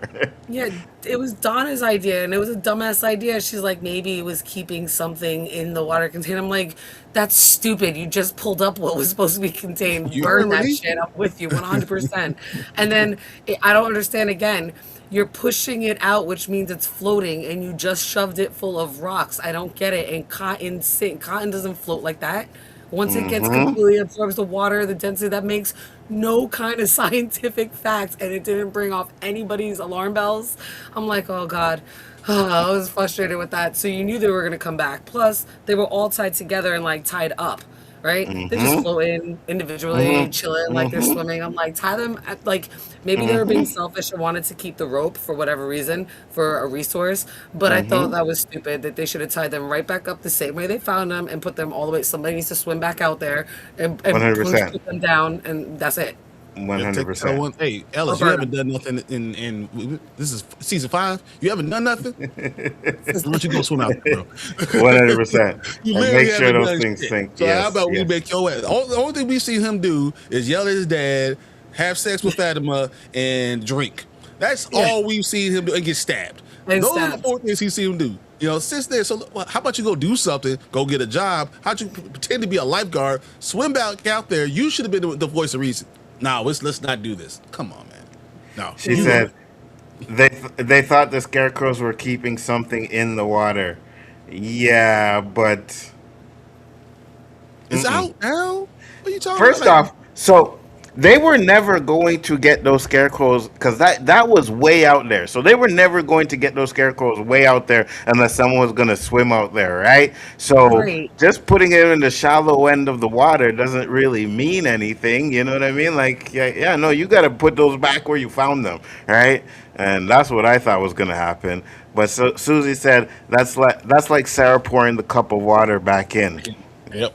Yeah. It's already over. You already did it. What are you talking about, Porter? Mm-hmm. What are we doing? That's we burning these motherfuckers. So this actually triggers a memory from Tabitha, right? Where she says she remembers the scarecrows, but she doesn't exactly explain yet because she doesn't have the full memories. We get caught She back didn't to explain Jade. yet because it's Tabitha and she don't explain nothing well. Come on, man. Look, we've been waiting for a long time. We all expected her to just turn the cheek. All of a sudden, she's going to turn over a new leaf and be able to explain stuff. She haven't explained nothing concisely ever. So, look, come on. Let's just be honest. One That's hundred true. percent. 100%. We get back to Jade. Jade's still having the visions, and he goes to the colony house. And then when he gets to the colony house, he sees every version of himself, well, that we've seen in the show, because the young Jade says these and many, many more. What were you guys' thoughts when we actually seen these? I was surprised there was a black man in there. I was like, oh, all right, you were a brother at one time. Good job. Let's go. What were you guys' thoughts on this? I actually really loved watching this scene. It made, obviously it was all the visions that we've seen Jade have. I was more looking at their clothes and trying to fit them into what cycle or time frame they came from. Hmm. And obviously we know that there were many more. So I was just trying to figure that part out. And then I was looking at Christopher, that like just staring at Christopher because you can see that there's blood on his shirt, and it wasn't until they said it that everything kind of fell together. But that Hmm. to me, I was just trying to piece together where they were, what cycle they came from. I got you. Brian? Dude, I was just wondering about what happened to this dude with the boulder on his chest? Like, where is there a boulder in a mountain that you're gonna get that on your body? Like, I don't understand how that happened. My Hmm. entire thought process was maybe he got to where Jade needs to get to, and the way they stopped is they threw a boulder on him and crushed him. And then when I see later in the episode that they put him in a tomb and they cover them up with the boulder, I was like, man, I wonder what actually happened. How far did each part of these entities get? Has Jade continuously gotten to a certain point, and then the town, gets their pitchforks and their torches, and then comes after them? Is it the same process over and over again? Right. Yes, 100%. I absolutely think it is the same process over and over again. We're seeing the same things happen over and over again because the young Jade tells him, he says, it happens every single time. When they find out who you are, they blame you, then they kill you, right? Did they And then he torture says, them? Also, it's my other thought, because you see the one with the stake in the eye and the one impressing with the stone. Did they torture these people to try to find out more answers or try to get something out of them? I think in previous reincarnations, there's a possibility, right? There's a possibility that they would have tried to torture them or stuff like that, or like the one with the one in his eye, they probably just pinned him down. Doop, one time in his eye, you're dead. You know what I mean? So it's a possibility. Looking past Maybe, Sarah?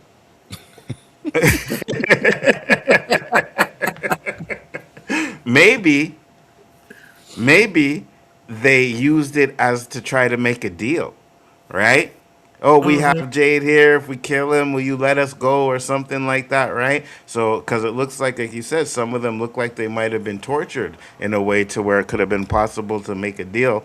But we know that this is part of the massacre, right? We don't know exactly how the massacre starts yet, but I'm believing it's half of the town trying to kill Jade and half of the town not wanting to kill Jade, right? And they say Tabitha is a lot worse. We seen one alliteration that happened to Tabitha, but is that sorry, a Miranda. We seen one alliteration that happened to Miranda, but is that the worst? Because I mean, yeah, Smiley We got don't her. know. Yeah, Yeah, we don't know. exactly right. Is there something worse than that? You know what I mean? I don't know. It's interesting. And then Right.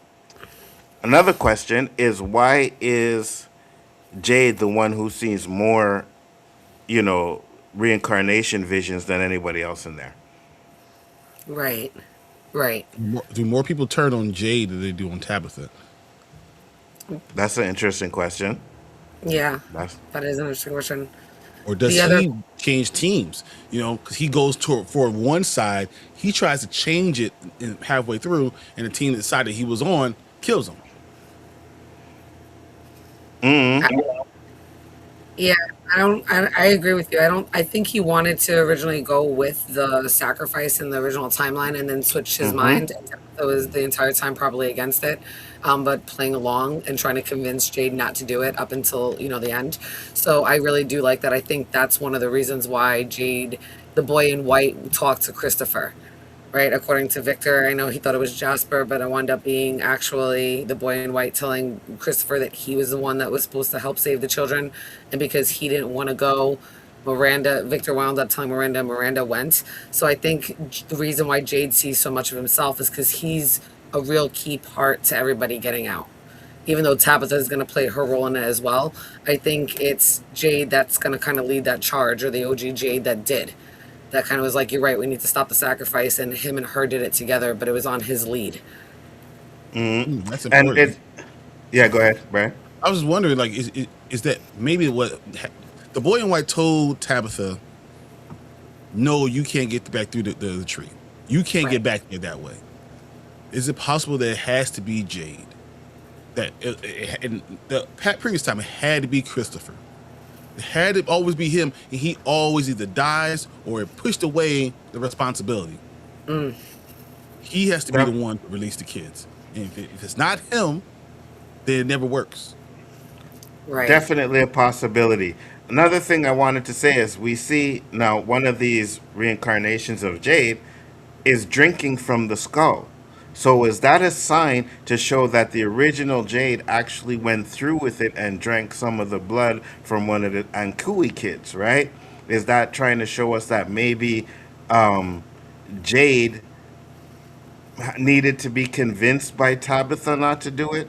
You know what I mean? Maybe he was interested in doing it at first. Maybe they forced him to drink the blood. I don't know. It's because something went wrong, right? Mhm. With the sacrifice. Something went wrong with the sacrifice, right? That's why they're going through this over and over again. Maybe it had something to do with Jade. I don't know. Bro, every man is always has to be convinced by his wife to do the right thing all the time. That's just a fact. We want to go back to the first man and woman, right? I mean, she convinced him to do it. It was the wrong thing, but once again, she could convince him. So, like, no man does anything on his own. It's always his wife saying, "Hey, go do it," and then you're like, "Hey, should I do it?" It's like, "Yeah, go do it." You know, Yep, that's the problem. definitely. So we get to Henry and Victor, and Henry's drunk, and they have a big blow up where Henry is kind of like, "Oh, look what he did to my wife," and he freaks out, and then Victor kind of feels a type of way about it. What did you guys think about this scene? Go ahead, Jen. You first. Yeah, so I thought it was, for one, it was heartbreaking, right? Because obviously he's over the edge, he's fallen off the wagon, he's back to being drunk and drinking. But more so, it shows that he can't really be trusted with information, right? They didn't want anybody to really know about the man in yellow yet, or the suit, or to scare anybody, or anything of that nature. He knew that before he left. in episode 1. So here he is getting drunk and he's screaming, show them the picture. So that's the first thing that I noticed right off the bat. And then Victor saying, I should have never told him. So now that's going to cause a rift between him and Victor. But not only that, there's this whole music connection, right? Because he's playing the songs. And notice that he says, like, as a family, we used to always sing. He doesn't mention Eloise, though. And I thought that was odd that he didn't mention Eloise there because clearly she had to be there when they were singing together as a family, Absolutely. right? And they're only they look like they're like Irish twins, right? They're like a couple, like maybe a year apart or two.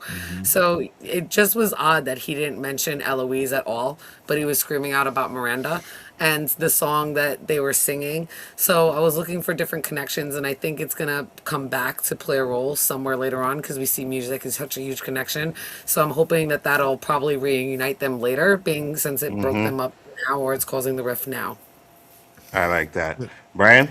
No, that's exactly it. It was the song that he was singing.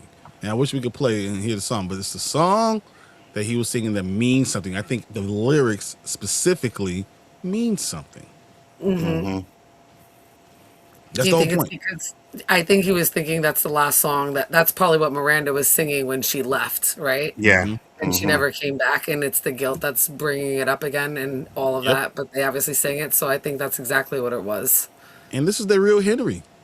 This is the Henry that Yeah. he's been for the last 40 years without having his family. I know as a man, I will be distraught without my family. I will be looking everywhere, and it would affect me terribly, right?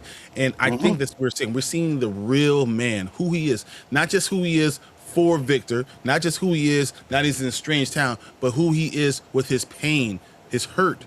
All that is what's coming through, and I think it's important. And the scene when he starts singing, how everyone in Colony House is just still. They see the man in front of them breaking down, and they've seen this before because everyone there has broken down. They've all gone through this thing before. And I think it's actually a chance. You're saying it's going to put a divide. I think it actually might bring them closer together because I think they've seen this before. You bring who closer together, though? I think everyone. I think that this might be the antithesis of what the man in yellow or is actually trying to do.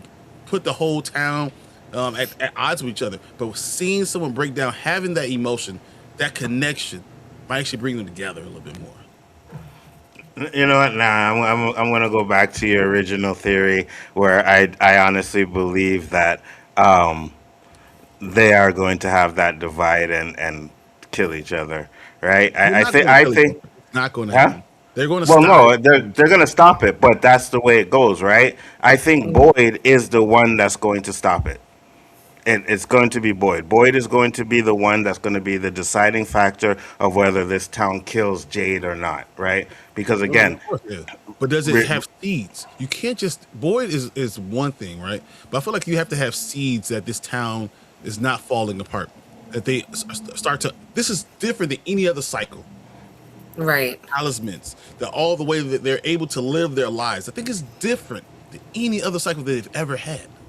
You're right, because they've been comfortable and been making connections with each other. They do things together in Colony House. They make trips together. Before, things probably were much more isolated where they didn't connect or at least did not talk as much when you think about all the different years that this can be going back through the centuries.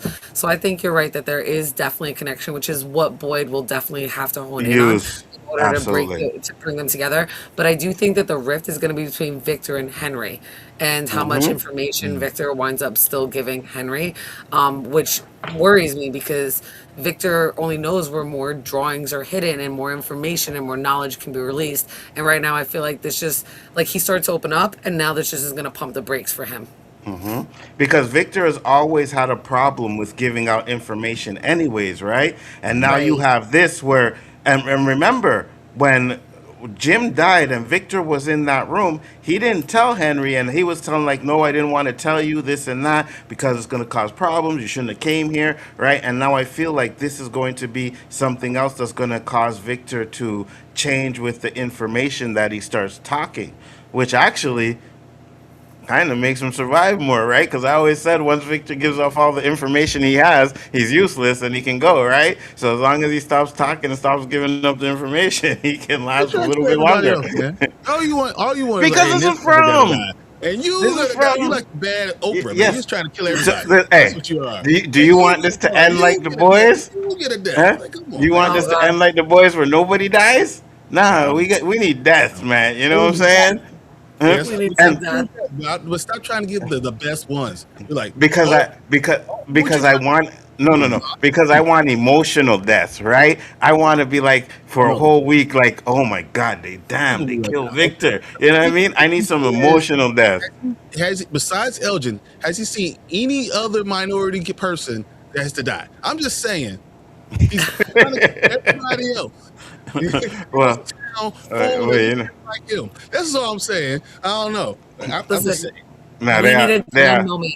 We need a Glenn and Abraham moment. We need the man in yellow to facts. be like Yes, Negan and come in yes, with Lucy and do her yes, like do something. I need to yes. grieve the way we grieved Glenn. And I know there was so many times in The Walking Dead that we thought, but he wasn't. When we finally got that shit hit for, it still hurts. It still hurts. One Well, hundred It percent. still you watch hurts. this city So and that's not what think we about it. need. One We need some hundred percent. steel. We need some death. Mm-hmm. And Oh, it's got to be Kenny. Sorry, Daryl, but it's got to be Kenny now. You know. Now, if it had been Donna this episode, then I would have come off of the Kenny stuff because I don't think you do that right away, Kenny. Right? If it would have been Donna, and Donna wouldn't have been emotional, be like, "Damn, they fucking killed Right. Donna." You know what I mean? So it would have been one of those you emotional really deaths. emotional? You want to Huh? kill Carol then? You want to kill Boyd? No, we ain't doing that. So No, now, we you ain't move doing. too far. Listen, So now, I don't want that emotional. I don't because that emotional might make me stop watching the damn show. You know what I'm Right. saying? How Yeah, I about we don't just want kill that. Ellis? How about we kill Ellis? We could We're kill not too Ellis. attached. We kill We could Ellis. kill Ellis. The Let's nothing, only just go. reason the nothing will only change. reason Keep no, it but down. the only reason why I don't want Ellis to die is because I really want that theory at the Adam end of Eve. him and yeah, I really want that to Yeah. come through. But if it wasn't for that, yeah, Ellis can go. If it wasn't for this episode, Ellis has been useless throughout the whole damn Yes. 4 seasons. You know what I mean? It was this episode that he was like, "Oh, Ellis stepped up." So we Right. have Tabitha looking at the totem, and Mhm. we all thought that having the totems there because Jade pulled it, it fell down. We thought that having the totems there was something that was protecting them or would have protected them from, I guess, the scarecrow monsters. Um, but it doesn't look like that way. It looks like they were just able to kill them. I guess. I don't know. What are you guys' thoughts on that? Yeah, I was up and even till this point, I was like, those totems are protecting them. And I thought that right now, this night, I was kind of worried for them since we saw Jade break a piece off and never like really put it back. So I'm like, Mm-hmm. Sun's gonna get in, and I thought definitely the scarecrows are gonna come back, or the ragdolls are gonna definitely come back as scarecrows and do their thing. And I thought it was because of the totems. We find out later on that that wasn't the case at all. And I mean, we'll get to it in a little bit. It was quite shocking, is the how they were killed. I was like, what? But we'll get there. 100%. Brian, what about you? Could it be that they did do that until Jade broke a piece off? It's just like a talisman if it's broken in half. Is that really a talisman now? No, now it's no longer, it doesn't have all the things. It's like you have a QR code, right? You take a picture of half of it, see what comes up. Nothing. Mm-hmm. So like I'm saying, if it's not totally put together, I think that's part of the problem. That was part of the issue. Like once it was broken, you broke the safety of that area. Could be. It definitely could be 100% because they Yeah. seem to make a point of it breaking, but I don't know. It just seemed like I don't know. Like a Whatever. red herring, right? Yeah, exactly, But exactly. one thing that we don't know though, we don't know how they're structured or how they're lined up and positioned around Cannibal Village. So if we knew that they were like around the cabin and it Mm-hmm. broke off and that's how they got in, then I would totally be on board with that theory. But we I kind of agree. don't know where they are. They're kind of just like at the very beginning of the entrance, and they're kind of like just randomly placed from what we have Mm-hmm. seen.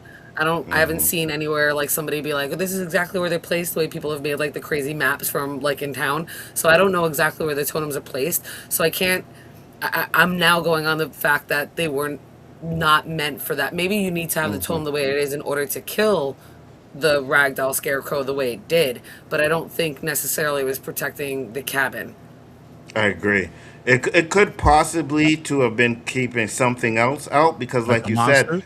yeah, because we still don't know about the noise that we heard in the cabins before, right? We still don't know what that was, right? And a lot of people, oh yeah, it was the scarecrows. No, scarecrows just came out, so it couldn't be that. So maybe it Right. was to keep those things out. So that's a possibility. And again, the scarecrows are a manifestation of someone's fears, right?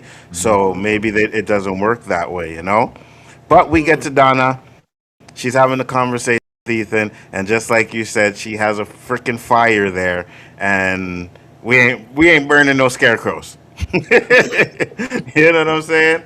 But you had some thoughts on the fires, Jen. Go ahead. Yeah, I thought it was random. I don't know why she had the fire. They don't really need it for warmth. She's not cooking anything on it.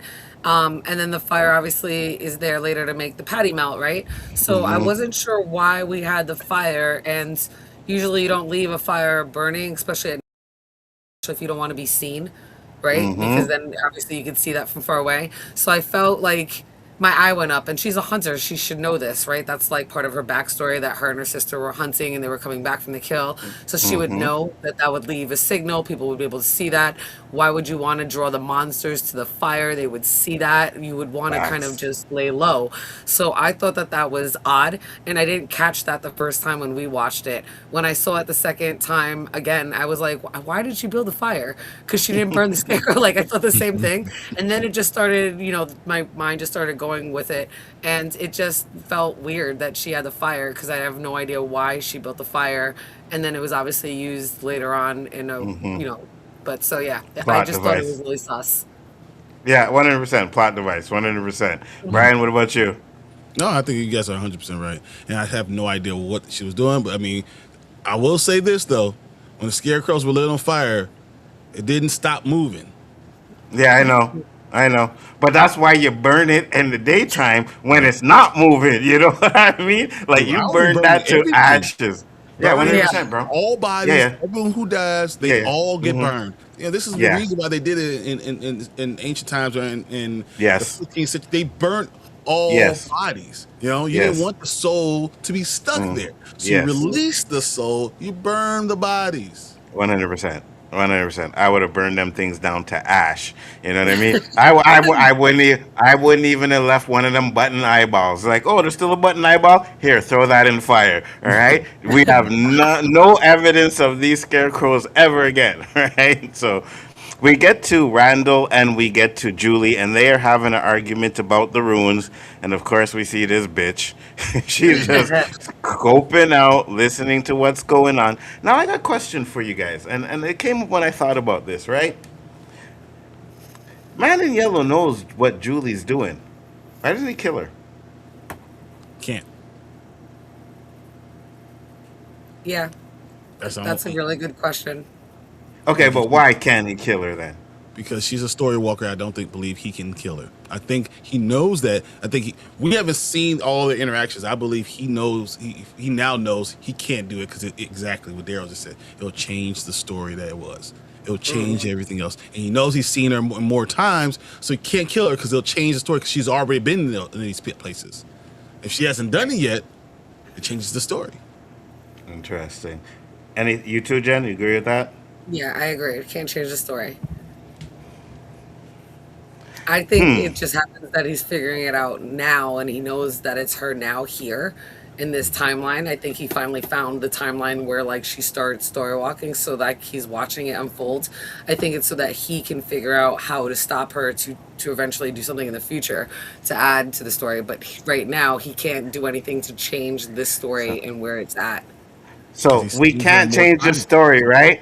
But this right now, okay. So unless you go with the we're watching the past, this right now was the present. So anything after this hasn't been written. If we're not going with the we're watching the past, so But why wouldn't he be able to do it?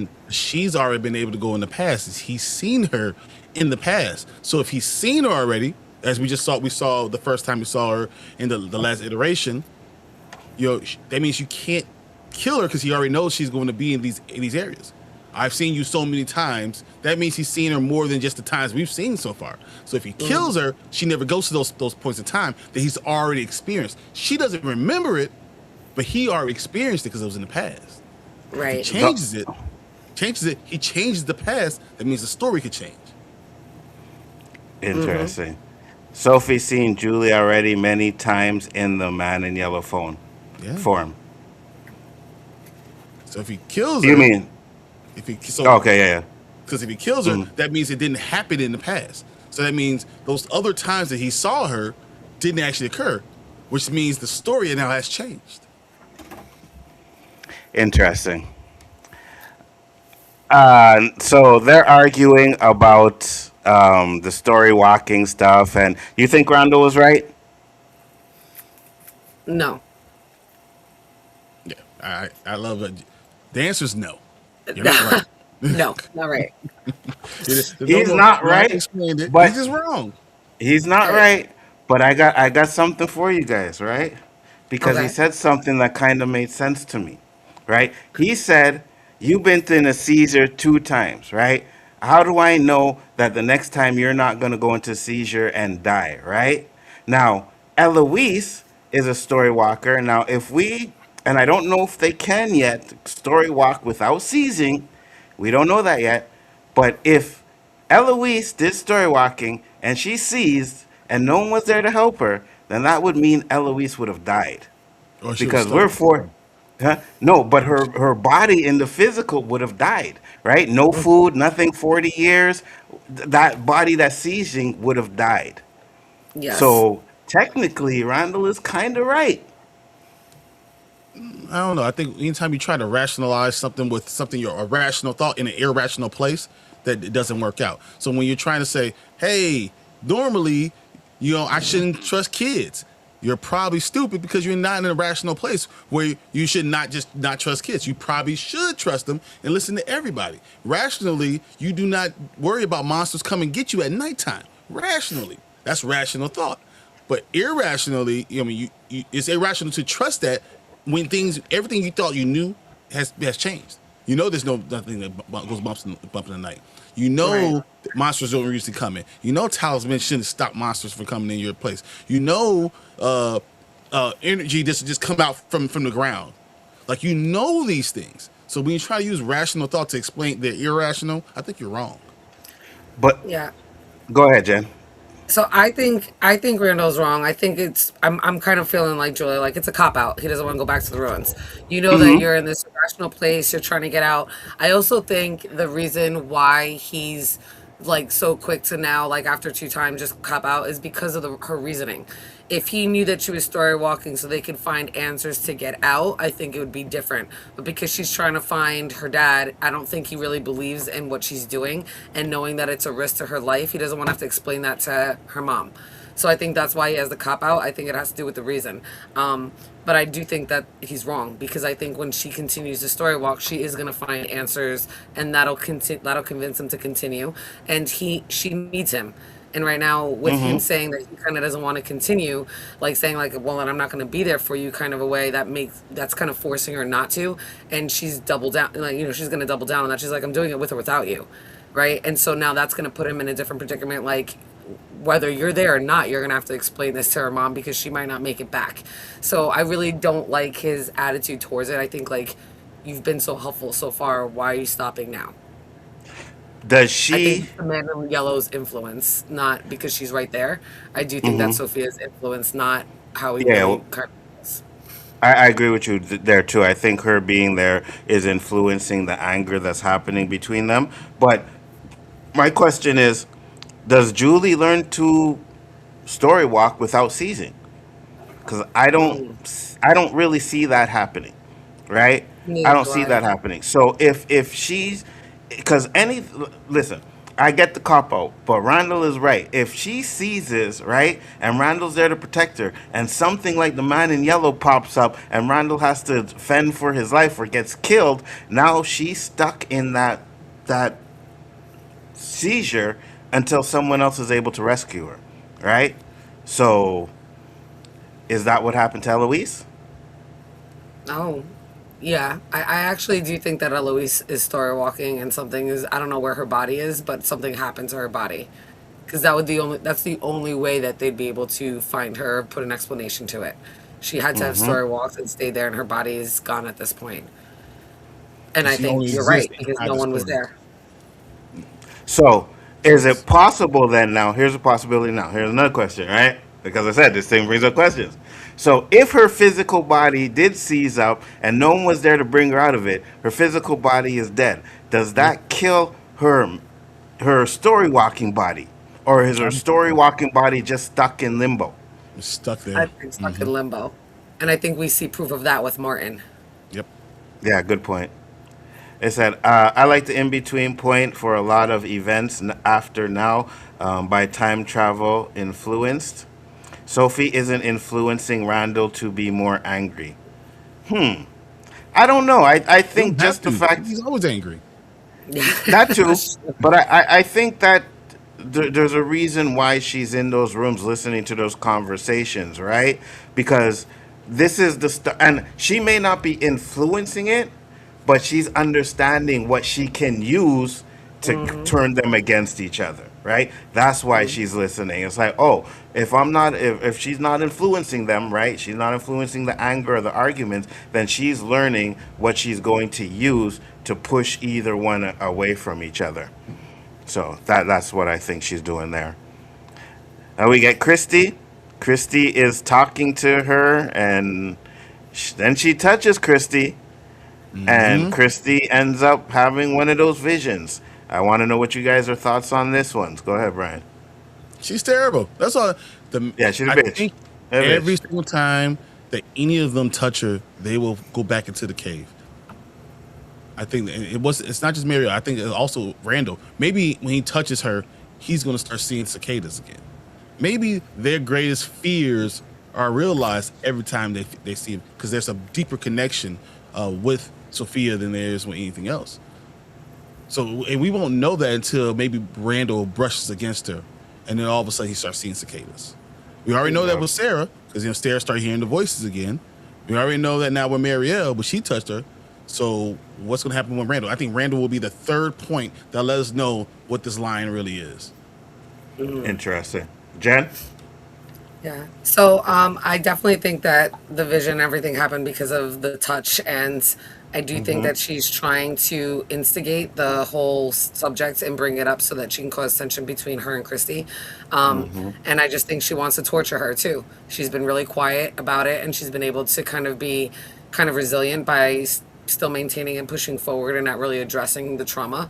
And I think that she just wants to kind of torture her and drive her crazy and cause this tension. Yeah.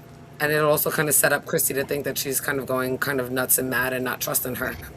Yeah, absolutely. And then we'll probably get to the point where Marielle, like normal, doesn't want to talk about it, which is going to cause an issue between them because they are in a relationship, and that could definitely, split them apart. Yeah, 100% What if poking the with bear. Christy? Absolutely. What if What's that? Christy starts looking for the drugs? Like she doesn't Go. trust her that much. She starts going through all the medicines, and then and Marielle sees her and says, "You think I'm using again?" Once Oh, again, yeah. trying to Mm-hmm. rationally explain Mm-hmm. something that's not you can't rationally do it in an irrational place. Yeah, Yeah. That'd be interesting to see definitely. if Sophia actually goes into the medicine cabinet and like pours out some of the drugs to make it look Hmm. like there's something missing and Meryl was taking Mm. something. That'd be really interesting. That would definitely cause a huge rift between the two of them. Oh, that bitch. If that bitch does that, oh my God, no. I'm tired of this bitch already. And I think I called her Sophie a couple of times in this stream. No, she's the bitch. I'm telling you, I 100%. That's what she is. She is the bitch. Now, no disrespect to the actress, because the actress is doing a hell of a job. But Sophie, yeah, she's the bitch. I can't stand that bitch right now. Right? We get to Jade, and we get the huge reveal that Jade was killed every time by the chat. And I'm gonna play the part here. No, not the chat. I'm the The chat. panel. The chat is killing Jade. I mean, the town is killing Jade.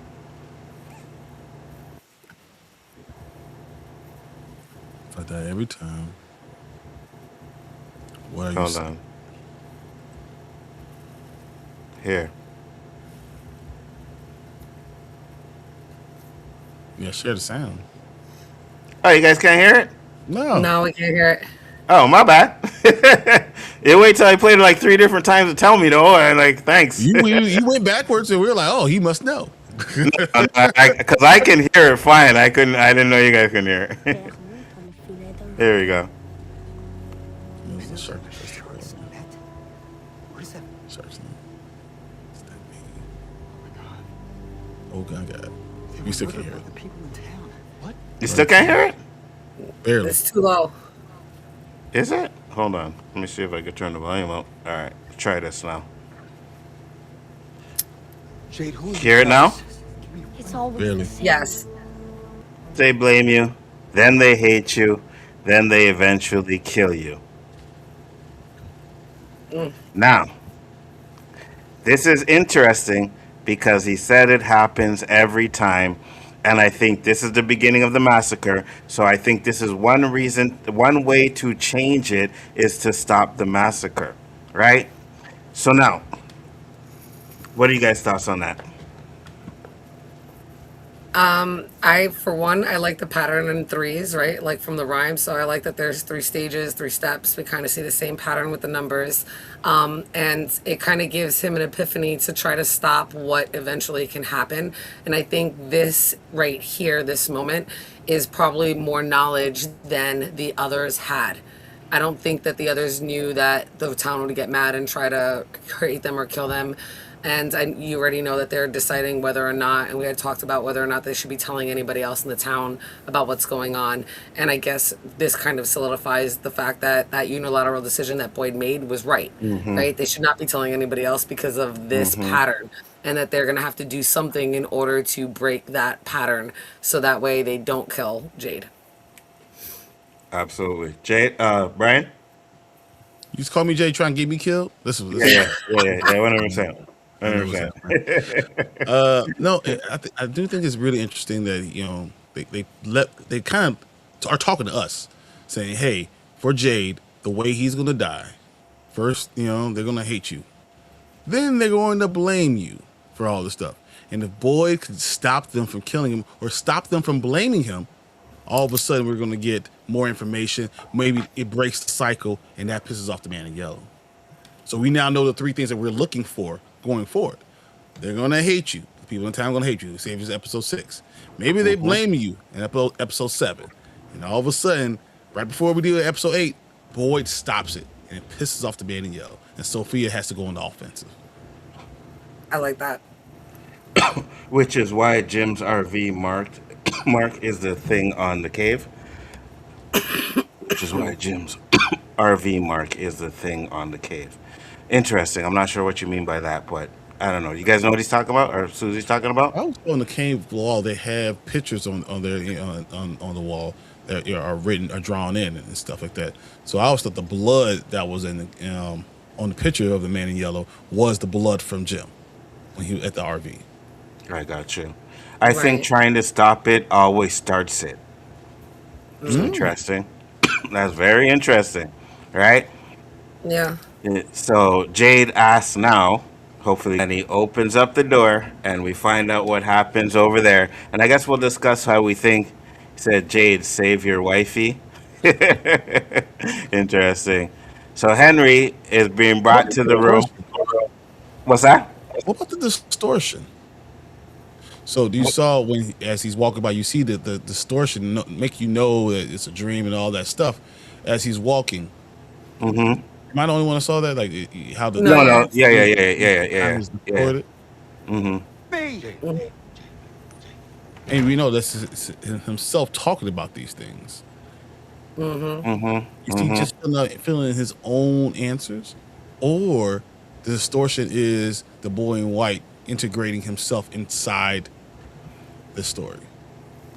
Well, I think that's where Boyd's gonna have the problem, right? Believing his story and everything. I don't know. It's interesting. I'm saying, but how does Jay know all that information? This seems like something the boy in white would have done before. The type of information he would have given. Well, yeah, 100%. Because it's Jade having this vision, but someone is speaking to him through this vision, right? And you're right. It's probably the boy in white. It's probably the boy in white. Because the answers that are given are very vague. He's not really giving answers, just showing you to go here, take you here, and then you have to come up with your own answers or your own conclusions to it, right? So it's Right. definitely possible that it is the boy in white. So Yep. they bring Henry into the room. Henry is drunk, and then Victor shows he tells Kenny what happened, shows him the picture, and then he says this. The man in the yellow suit ate my mother. But I never should have told him. I never should have told him. And again, I think that's where it comes back to a little bit of the trauma that they're going to have. I think they're going to get over it, but I think for a few episodes, there's going to be a little, Victor not wanting to tell anything or maybe pushing away from his father because of what he said, something like that. But I think that's where we're going to go for at least a few episodes, anyways. What do you Can guys I think? say it's also interesting that he's telling Kenny that? Because why was Yeah. Kenny mad at Boyd for not telling him Yeah. the truth, not sharing Mm-hmm. with him? And I Mm-hmm. think Kenny's the perfect person to say, I was angry with Boyd for not telling me the truth about what's going on. You shared the truth with him. Never be upset about the truth, sharing the truth, because that's what causes more pain. Mm-hmm. Speaking of Kenny, I know there's been a lot of theory that he might be the lonely dragon, right? And I Mm-hmm. Mm-hmm. think in the last couple episodes, he's really starting to make a connection and realize like he's not the only one that has been truly affected, right? Because he's lost both his parents there in truly Mm-hmm. horrific ways, right? Everybody else has usually come there alone. Maybe they've lost a person, but for the most part, everybody's there like kind of surviving. So Kenny really feels like he's been like kind of hard on himself and you kind of really don't see it, but it's quietly been there underlined. So he's making these connections and he's seeing what's going on with Fatima. Now he's making this connection with Victor and realizing like, yeah, my mom and dad got torn apart too, but you saw it, right? Boyd saw it. So I think he's starting to realize and get that strength and confidence. And that's part of like Ethan's story, right? The little Kramanako comes in and starts talking to the Lonely Dragon. The Lonely Dragon doesn't feel so lonely anymore and gives him the rainbow map. So a lot of this stuff is also tying back to that Kramanako story with if Kenny is the Lonely Dragon, this is some of the information like he's finding little pieces to kind of give him courage to actually do something and not have this like self-pity on himself for being quote unquote the one that's like gotten it the worst there. You know what? I like that. But I also like a foreshadowing Kenny's death. He's making peace with everybody before he dies, okay? I like it.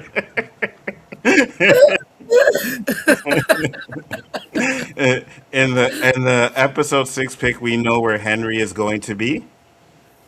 Oh, Where? really? I have no idea. I didn't see the pics.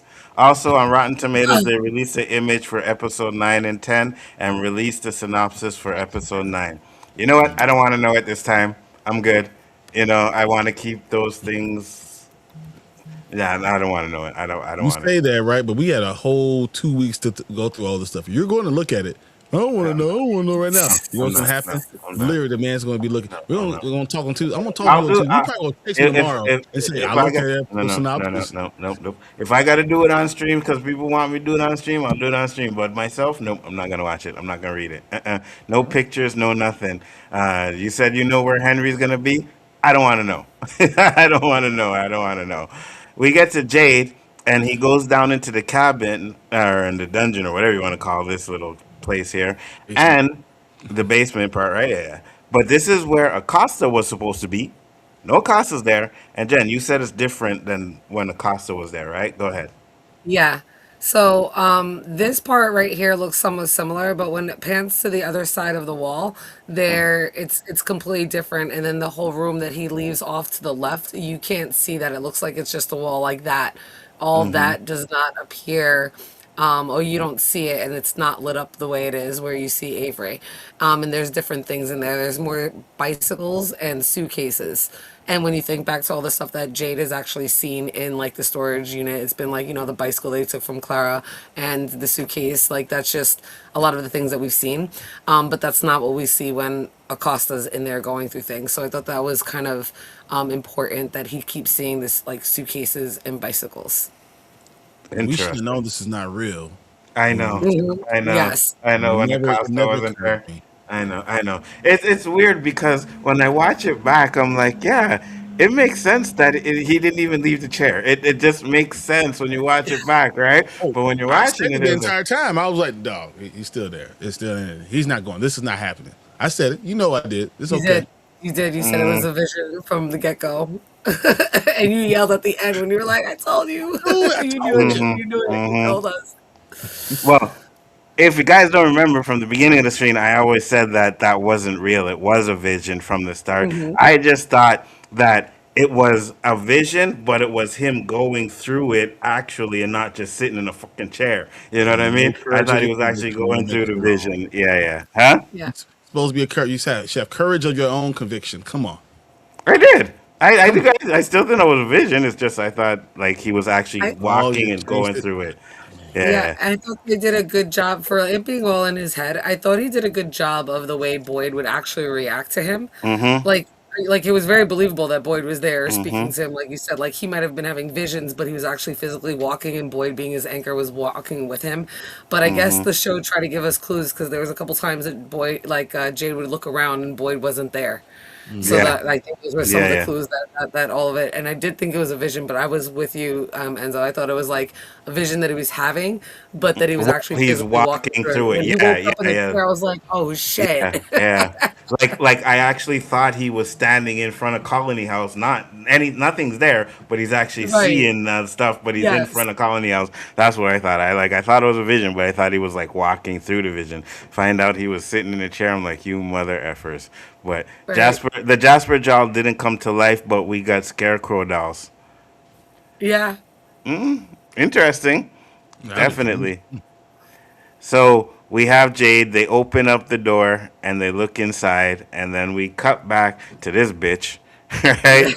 She's she's listening to Marielle and Christy's conversation, and she hears no. This is what she calls it, a prophet. Right? She hears a Yes. story. Yeah, yeah, yeah. Let's listen to this part. Shot through me again. You're a prophet. Oh, I want to punch her in the face. You know what I'm saying? Oh, Mario should have went and just said, "Shut up," you Chop know. her right in the neck. Oh yeah. 100%. Oh my God. Says Sophie is a class clown. What are you guys' thoughts on this part? Like you can see the seeds of what she's trying to do, but go ahead. Yeah, you can see what she's trying to do, but I like that Mariel just kind of shuts it down, and doesn't really go for it and believe it. And it kind of speaks to the cycle and the new generation of people that are there, and kind of Mm-hmm. what we know as our culture, because they're from, even though it's 2022, we still know what our culture is compared to the 70s and even earlier on in different cycles where religion was definitely more tied up into certain things where now Mm-hmm. things are definitely not seen a certain way and you don't have to pretend because of family and anything like that. Things are much different. So she doesn't fall for it, but you can see that Sophia tries, and that's what she's been doing. She's setting seeds, and I think this is the first time that it's not going to really work. But she's going to find a different angle because that's what her job is trying to find, a little angle in. Absolutely, 100%. Brian. I have nothing else to add. So Mario thinking these kids be tripping 100%. You know what I mean? And that could be another reason why the man in yellow's plan fails is because you can see your Bibles and like, yeah, we gotta pray and all this, and like people are like, yo, are you crazy? Like we don't care Yeah. about that stuff, right? And Yeah. like you said, back in the day when God and all that stuff was important, you tell someone they're a prophet, they're like, oh yeah, I'm a prophet. They maybe would have fall for it, But now the kids these days, with their colors in the hair and stuff like that, they ain't falling for none of that crap. What's in Like, your head? Because that's what makes them not listen to the Bible. The ancient, something ancient. and it's feeding off our suffering, and it doesn't stop. And that ancient bitch is sitting Even right after we beside die, you. we are still trapped here. That's important. Even after we die, we're still trapped here. All the souls that have ever died and from are still They're trapped still here. there. And Hmm. they're Mhm, still still in the there. lake of tears, and the lake of tears doesn't exist. And until they find a way to get to that point, all the souls are there. That's the Yep. end game. That's the winning. Releasing of the souls. Yeah, 100%.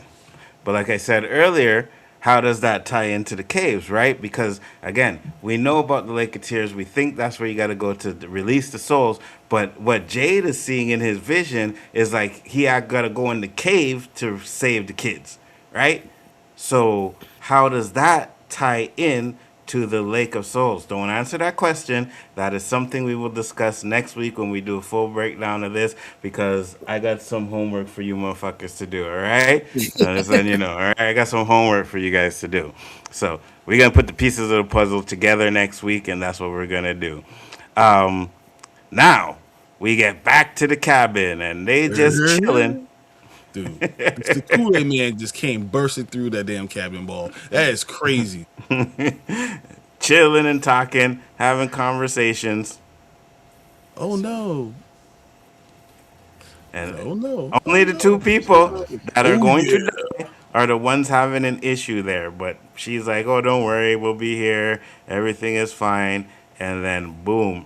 Oh, Tabitha, she hears singing. And the singing reminds her of a story. And then we find out, what's that? Yeah, we got to go. We gotta go. We gotta go. Where the hell we going, Tabitha? I don't know what happened with that. We still don't know how far it went with that. Yes, but we have confirmation that it was the scarecrows that she's seen, right? That's why she did the scream. I know we seen that picture earlier and they never showed what it is, but I'm guessing now it's the scarecrow that she screamed at. That's what she's having the vision of at that point because the scarecrows came to life, which was during the day. Go ahead. Yes. Jen, you gonna say something? Go ahead. Yeah, that was the other part. I was like, the other big part for me was that there was sunlight. That was during the day. So that means those scarecrows can come out at night, during the day. They're not confined by a certain time like the monsters that we know from the creatures in the woods. So I definitely thought, like I saw that and I was like, oh, they can come out whenever. I'm like, that's definitely important to know. It's kind of like the man in yellow can come out whenever, but it has to do with nightmares, right? A living nightmare coming out whenever. I'm still not exactly. I'm not sure it's a scarecrow. I'm just saying that it's a living nightmare. Whatever it is, whatever it's shifting to, it's a living nightmare that they see. Not necessarily the scarecrow or anything. You know, once he died, his nightmares became physical, and that's what came after her. I think they intentionally didn't show us what it was. I think that's going to be more another puzzle piece. So do you think there's going to be another creature? I think you asked this earlier, like if there's going to be something more. Do you think there's going to actually be another type of scarecrow that we're going to see, and these are more like ragdolls? Or something else that's controlling the scarecrow. This is another embodiment of another nightmare, but it's his nightmare because I believe her nightmares are the embodiments of these scarecrows. I think there's something else that she's going to see, and that's going to open up even more stuff and let us know more information. That's why they didn't show them. Got you. Hey, That makes sense. Daryl. Hey, Daryl. What the fuck you mean Brian and Jen are going to solve this whole thing? Fuck about, what about me?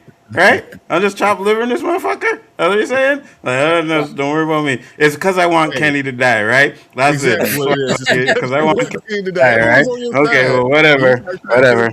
For now, you know what? I swear to God. Candy, man. We have all the I swear to God. You're the eye candy. That's all I swear to God, Kenny dies. Watch and see. It was lovely singing. At least Roger got to hear something beautiful before he died. Yeah, I guess so, right? Fuck him.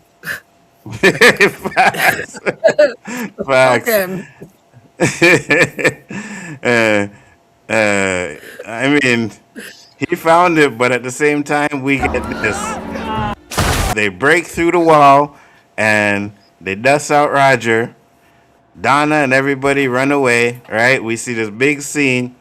We have Patty Melt what's her right name? there. Patty Melt. There we go. About to Patty get Melt. her face melted, Patty Melt. right? And then first off, Ellis comes in, hits it with a stick, and it knocks it out. It's able to save her, knocks her into the fire. So I'm like, okay, right? Then we have Donna, right? Donna's looking. It grabs Donna. We all think thought she was Donna's a gonna runner. die. We all said it. We all were like, "Oh no, they got her!" Tabitha comes and stabs it, and then it's just lying there. So I think, like you said, it was too easy to beat these things. Way too easy to beat these Weak. things. You know what I mean? Weak. It's Yes, a nightmare, though. it was Once you weak. decide to fight the nightmare, you're no longer afraid. I That's true. guess. I see I that. You guess. conquer your fears, but Hmm. I mean, it was still weak. It really was still Very. weak. I mean, I guess you are right. Conquering your fears, once you stand up to it, you're no longer afraid. Maybe that's why the other scarecrow walked away with burning hands. But I just thought I was like, that was just way too simple and easy. I'm like, they, it was just really simple and easy. I was not expecting it to be that quick. Because if they ever come again, fuck these scarecrows. You know what I mean? Like we're talking about burning them, but after seeing how weak they are, like yeah, these guys can come out. You know, be doing Mike Tyson punches around them. Yeah, I mean, like these things ain't gonna do nothing. You know what I'm saying? You know, he dancing on you, motherfucker. Like, can't catch me. Like it was way too easy for them. You know, but I guess one thing I'll say is they probably can't have too many things that's hard for these people to overcome, right? We already got a shitload of shit that they can't overcome already. So I That's guess, true. you know, you got to make some things a little bit easier. But I just thought it was weak. The totems beat the scarecrow. Loved it. Yeah, because she did stop it with the bar from the totem, which was great. You know what I mean? But Ellis just hit it with a stick. Right? Ellis just Yeah. hit it with a stick and it fell over. Right? So I'm like, okay, well, whatever. It is what it is. It You didn't know? kill it, though. It just went into the fire, No. right? Yeah, it went to Right. fire You got and then it two. got up and ran away. But go ahead, Yeah, there's Jen. two still walking around. There's two still walking around. So like, Mm-hmm. are they good? I don't. I thought like maybe Ellis should grab another totem and go run and go stab it. Might as well just kill it. They just let it walk away. I was like, y'all just letting this go way too Maybe simple. why? Y'all are fine. Go and stab that one. It's walking mad slow. It wasn't running. I would have gone up from right behind it and killed it.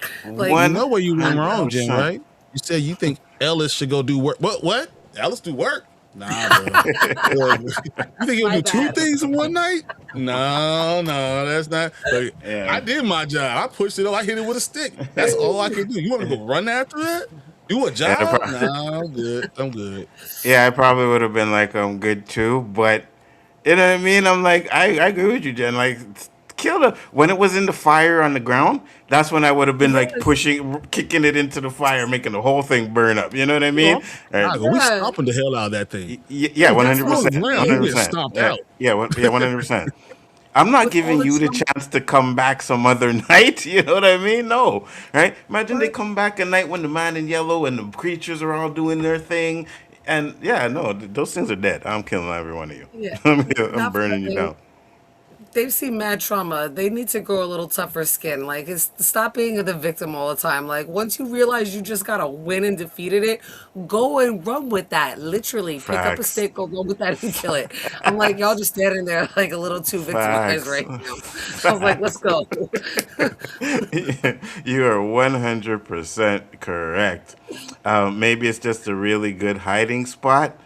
Jen, you saying that, but you wouldn't go over and try to kill that scarecrow either. Yes, the fuck I would. You don't know me very well. I was like, Yes, I I would. tell you, just from here, just talking to her, I'll be afraid that I Yeah, have to hold her back, say, hold yeah, on, yeah. let Jen me don't go look do like this. she. He all right, I ran off and tried to kill Jen himself. Goes to shooting ranges. Jen likes to practice and play. Jen has a real katana. Jen wanted to be Michonne. Jen knows how to use things. So yes, Jen would kill that Uh-huh, motherfucker. I would have gone after uh-huh. all of them shits. Yeah, Yes, I yeah. would Jen have. don't. Jen's not me, I'm right? Mr. She'll be Baka. in the. Jen's not me. She'll be in the thick of things. I'll be chilling in the couch smoking weed, right? You guys go handle your business. I'm chilling. You take that katana and all that crap you have. Go right ahead. I am chilling. Just make sure when I come back, you leave me a clip. That's all I'm saying. I'd already have that shit rolled up for you, ready to light up, because I'm This surprised is you great. coming back. You know what I'm saying? Give it back. Here you go. I was the one to know you left. He's like, oh shit, you left?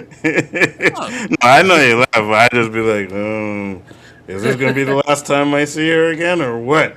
You know what I mean? I'm I coming don't know, back. but Trust. yeah. I'm coming back. Pull it out for the homie right now early. That's all. This is a bigger for a wit, and I mean, yeah, 100%. I ain't doing that shit. I ain't fighting none of these creatures. I'm good. I'm good. We get to Jade. He's in the cabins, right? We have a little interaction with Boyd. Boyd disappears, and then he sees where the Ankui kids are sacrificed. Then the creatures come out. Creatures come out. They say, "Hey, Jade, you're smart." They put him in, and then while he's in there, I'm Cooey. he This is where sees they're trapped. the Ankui kids. This Yes. is where they died. This is where their souls are trapped. This is where they lost their lives. He now knows where they are. He understands what is going on. He's going to be able to go into that tomb and release them. Now, I don't think they will be gone from because you still have to release all the souls. But now their souls are specifically trapped down below where it is in a tomb. He'll be able to get that out. That's going to be cool. Right. Absolutely. Right. Jen, go ahead. I agree. I think after they were sacrificed on those slabs, their little bodies were tossed right into that, tomb, and they were kept there, and that's why we see other little bones in that kid. So I do think that they have to go down there and find the bones. I'm curious to see what Jade means. But again, I see where you mean, Enzo. Like, how does that tie into the Lake of Tears? How does that tie in exactly to what that has to be and what that really actually means? So, because clearly the kids, their bones aren't in the Lake of Tears, and I know a lot of people were theorizing about that. So, what are we gonna have to do with their bones? What exactly? How does that tie into Lake of Tears? Is that a portal, like you were saying, or a barrier? Is a barrier also a portal that they have to actually go through, and that's why it's important? Is it called the Lake of Tears because they saw a meteor shower, and a meteor shower looks like it could be raining down on the lake, and that's a reflection because it's a portal and that's the way out? So there's a lot of different theories and avenues, and that connection is really the missing piece that we need right now, and that's where a lot of the theories are going to come in. Absolutely. Go ahead. What's that? That's the key. Sorry, I I didn't hear you. believe him going through and releasing, going to the tomb, releasing getting their bones and releasing them. That's the key to go through through the tree and be able to get to the Lake of Tears. It's like a game, you have to do one part A to get to part B. If you don't do this first, you'll never get to where you need to go. And I think that was the whole point. If you go through the tree, you're not gonna get to where you need to go. So, if he goes there, releases the spirits of the kids, the Ankui kids, all right? Now that allows him now to go through the tree that'll get him to the Lake of Tears. Right. I like Interesting. that. I like Makes that a lot being of sense. Go ahead, Jen. I like that being a key. Like you said, like in a game, like you have to hit checkpoint A, then checkpoint B, and then you got to get through another level to fight like the big boss kind of a thing. Right. So exactly, if it's on levels like that or checkpoints, I really like that. He's the key. I like it too. We get to Jade and we see him wake up in the room. He's screaming. Boy telling him he never left the room. And then Jade says, "No, I don't think it's going to be as easy as Jade thinks it's going to be, right? I don't know. I just think that there's something going to happen and it's kind of put Jade in like a Christopher type of mood, right? Where it's like, oh, nothing I try is working or something like that. I don't know. I just have a feeling that we're still not seeing the full turn of Jade yet to go to how Christopher was acting, like when the boy in white didn't want to do anything. I think Jade is going to get to that point at some point too as well. Go ahead. I kind of like that. Look at the way Boyd's looking at Jade. He already is looking at him like he doesn't really believe him or doubt him. So if Jade actually she's like, oh no, let me show you, and does something and it doesn't work out as simply as he thinks it's going to, it's going to kind of backfire in his face. And if he does that multiple times and Boyd's watching him, Boyd's going to have nothing but doubt. It's not working. What are you talking about? Plus, it probably sounds really unbelievable. And Jade's going to probably get upset with himself as well. And I can see that's where people start blaming him, just like people blame Tabitha when she came back in their little town meeting, and we've Yes. never had one. They all blame Tabitha. I think like Clara and everybody got all mad. Fatima, they were like, you wasted an opportunity. Just like they got mad at Tabitha, I think they're going to get mad at Jade when he tries to do something that he thinks is simple, like you said, but it's actually has some type of a alternative motive or legal meaning. Like it's got maybe like a metaphor. It's just not going to be as simple as he thinks it's going to be. Absolutely. You said, Daryl, you said in the trailer we see Jade throwing something. You mean the trailer for next episode? Throwing like in anger? Because that's interesting. But, Brian, your thoughts? I think he needs Tabitha to go along with him, and that's going to be the problem.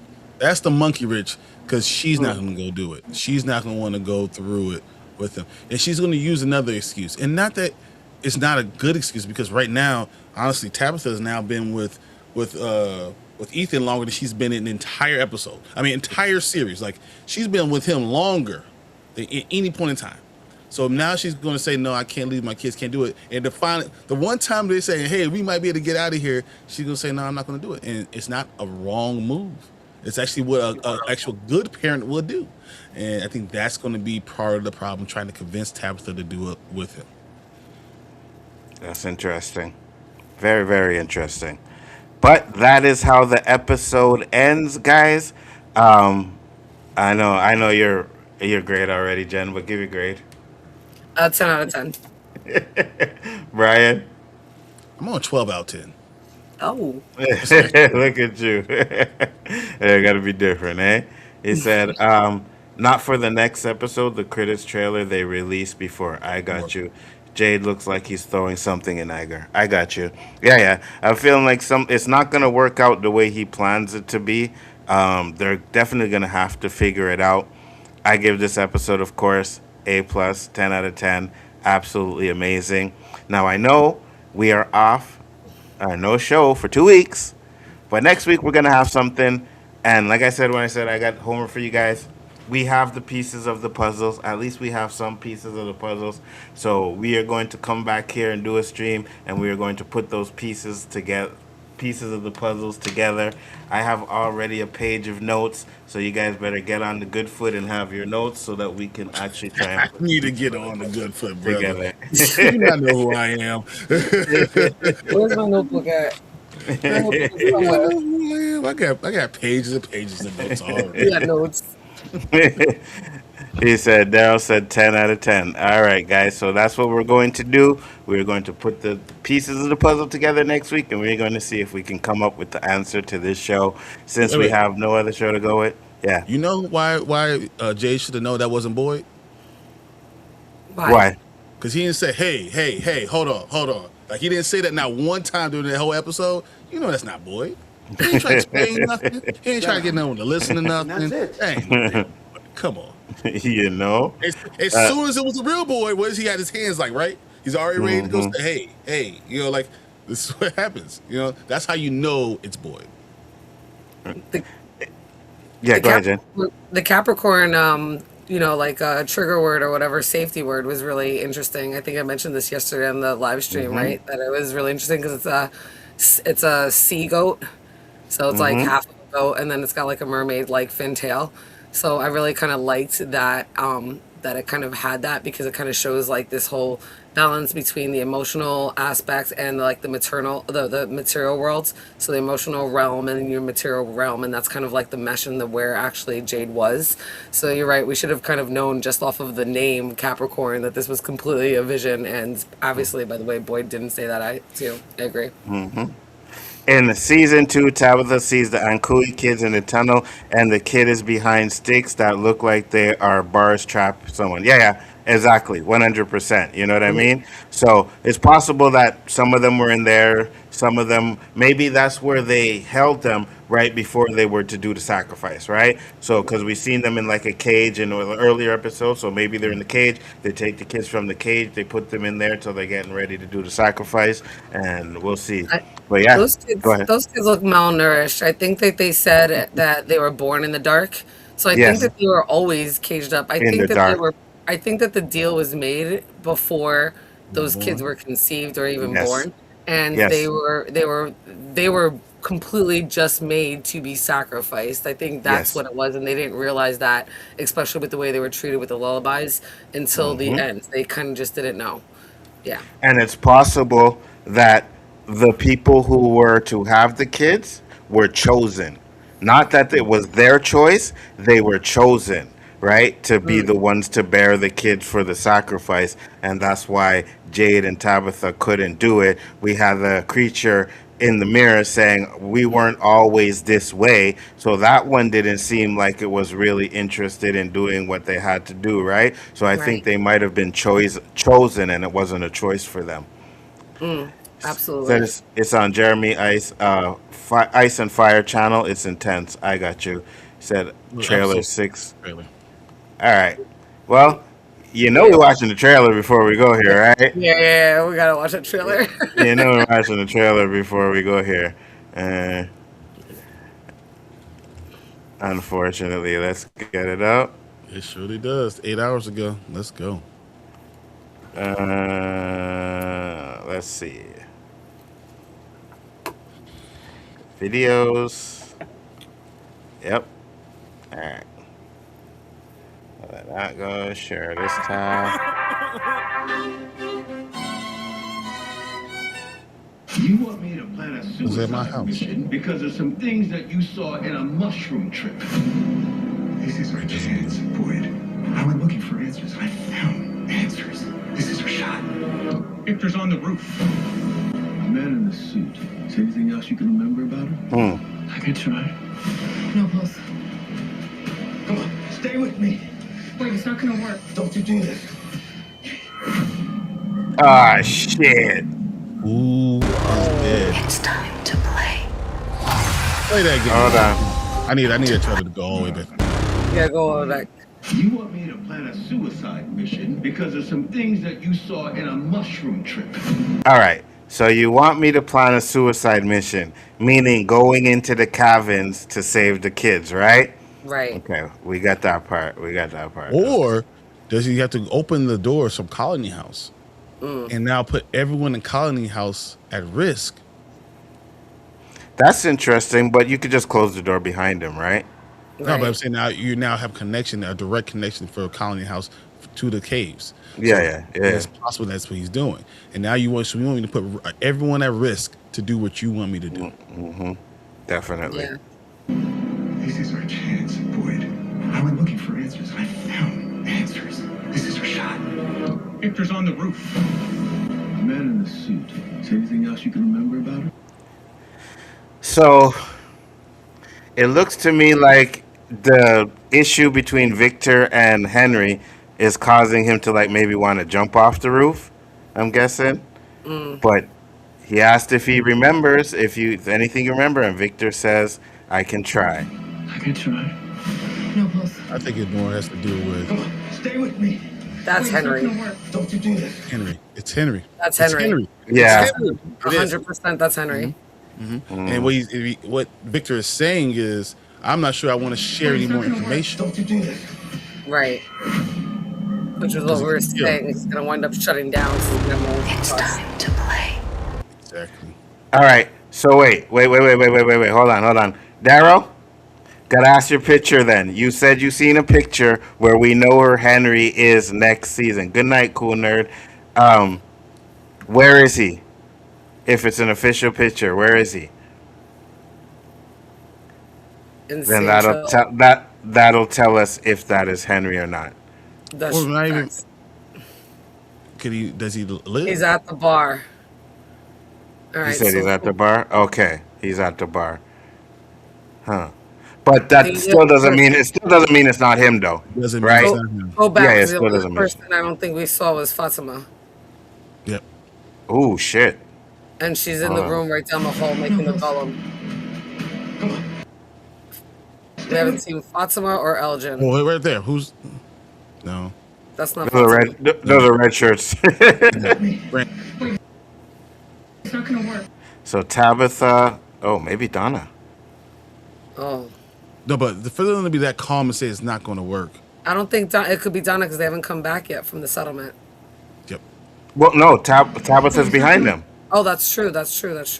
Good call. Tabitha's behind them. Tabitha's So, yeah. right behind them. It could be Donna. Don't you do this. That's Donna's room right there. For her to be that freaked out, it's either Donna or Henry. That's it. Yeah, I agree. Donna or Henry. Hey, listen, motherfuckers. All right. It's obviously We're not doing Kenny. this. It's obviously not Kenny. How Yeah, about that? I know it's not Candy or I whatever. highly doubt it's going to be Fatima. We didn't see her, though, in the trailer. We didn't see Fatima. Yeah, I don't think it's Fatima either. No. Yeah, I don't think it's Fatima either. It's definitely either because we don't see Don in this trailer. Those are the It's two not people that were Ellis. better than her. You know, because remember, Tabitha came back with Henry, and then she has the huge connection with Donna. So it's either those. It's one of those two. Right. And the fact that no one else is freaking out, to me, tells me it's not Donna, because everybody else would be freaking out if it was Donna. But Henry, they don't really Right. know that well. So if he's dying, he's an older dude. They're not going to be like, "Oh no." I mean, sad for Victor, but yeah. Yeah. What did I tell you, right? About Jade doing what he did. Knowledge comes at a cost. There's your cost. Someone died. Yes. Now we I just mean, gotta figure how out who about it what's is. his name? Roger, right? That's not a cost. That's He- Yeah, right. but that was before though. That was before Jade figured out everything, right? Okay. Knowledge comes at a Yeah. cost. Someone's dying. Now, how they die? Because oh, he said, "I hope it's not a Costa." No, yeah, let it be a Costa. Well, Costa I'll be was okay with there that. when She's when there in the picture with Joy. Yeah, Jade and with Jade. They- Yeah, when he opens the door here, she's in the picture with them there. So I don't think it's her. But I we think, got two weeks to yeah. figure it out. Go ahead, Jen. Yeah, no. I think that it's got to be Henry or Donna for Tabitha's reaction. I think you're 100% right on that. One of the two. That sucks. And which would make sense, right? Because why would Victor if then be Victor is another? standing on the roof and if he's like threatening to jump off, if that's what he's doing, then it's probably because it's Henry. His father had a heart Yeah. attack. Had a heart attack. Had a heart Yeah. attack. The way they cut the trailer is not always in sequential order to the episode because they like to, trick us up a little bit. So it could absolutely be Henry's death happening first and that causing Victor to go up there. Absolutely. Because listen, if it's not Henry, why is it Boyd standing up there trying to talk him down? Where's Henry? Why isn't Henry up there trying to That's what talk I'm him saying. down? It's Right? Henry. It's exactly what we Yeah, did. yeah. Because Yeah. we get up here and it's Boyd up there, And and that looks yeah, like Tabitha's arm Yep. yes, because she's yeah, wearing that white shirt. So it's Tabitha and Boyd. yeah, And that yeah, could be right after, like while they're trying to resuscitate Henry, but they can't. Victor yes, might run up to the top. yeah, absolutely. And it's gonna be like, oh, I didn't want him to come here because I knew he was gonna die. Because remember, he told his father earlier he didn't want him to come here, right? Ooh, that's going Boyd to be says, fun. as a father, the chance of thinking your son died and being able to now see him again, you probably made let him die the happiest he's probably been in the last 40 years. And being able to say that from a point of view of a father is going to work wonders for him. I think, and that's why he's now going to put his full trust in Boyd. You think Henry's at the bar when Victor is on the roof? Interesting. Well, we'll definitely see. We got to wait 2 weeks before we can, but we definitely will see in 2 weeks. But like I said, next week we will definitely have a from stream for you guys. That's it for the episode right now. Brian, tell the people where they can find you, sir. On 1/3 of Spoiler Kings, we go live Mondays and Thursdays. I'm also going to be breaking down all the rest of these TV shows. I mean, finally going to the boys, see what's going on. I'm going to check out the thing that Jen is looking at too. So now we can actually pay attention to a few more things. Now that I know that she breaks down the same type of stuff I do because the Institute was fire. So just other things, just more things on the list. But I think this is a lot of fun, and just can't wait to give you guys more content and then discuss with you guys. That's all. 100%. I already watched the 2 episodes. The 2 episodes were fire. I like the show. It's great. And Daryl's trolling me right now. like Can't that? wait to see. Huh? You Listen. like something? Listen.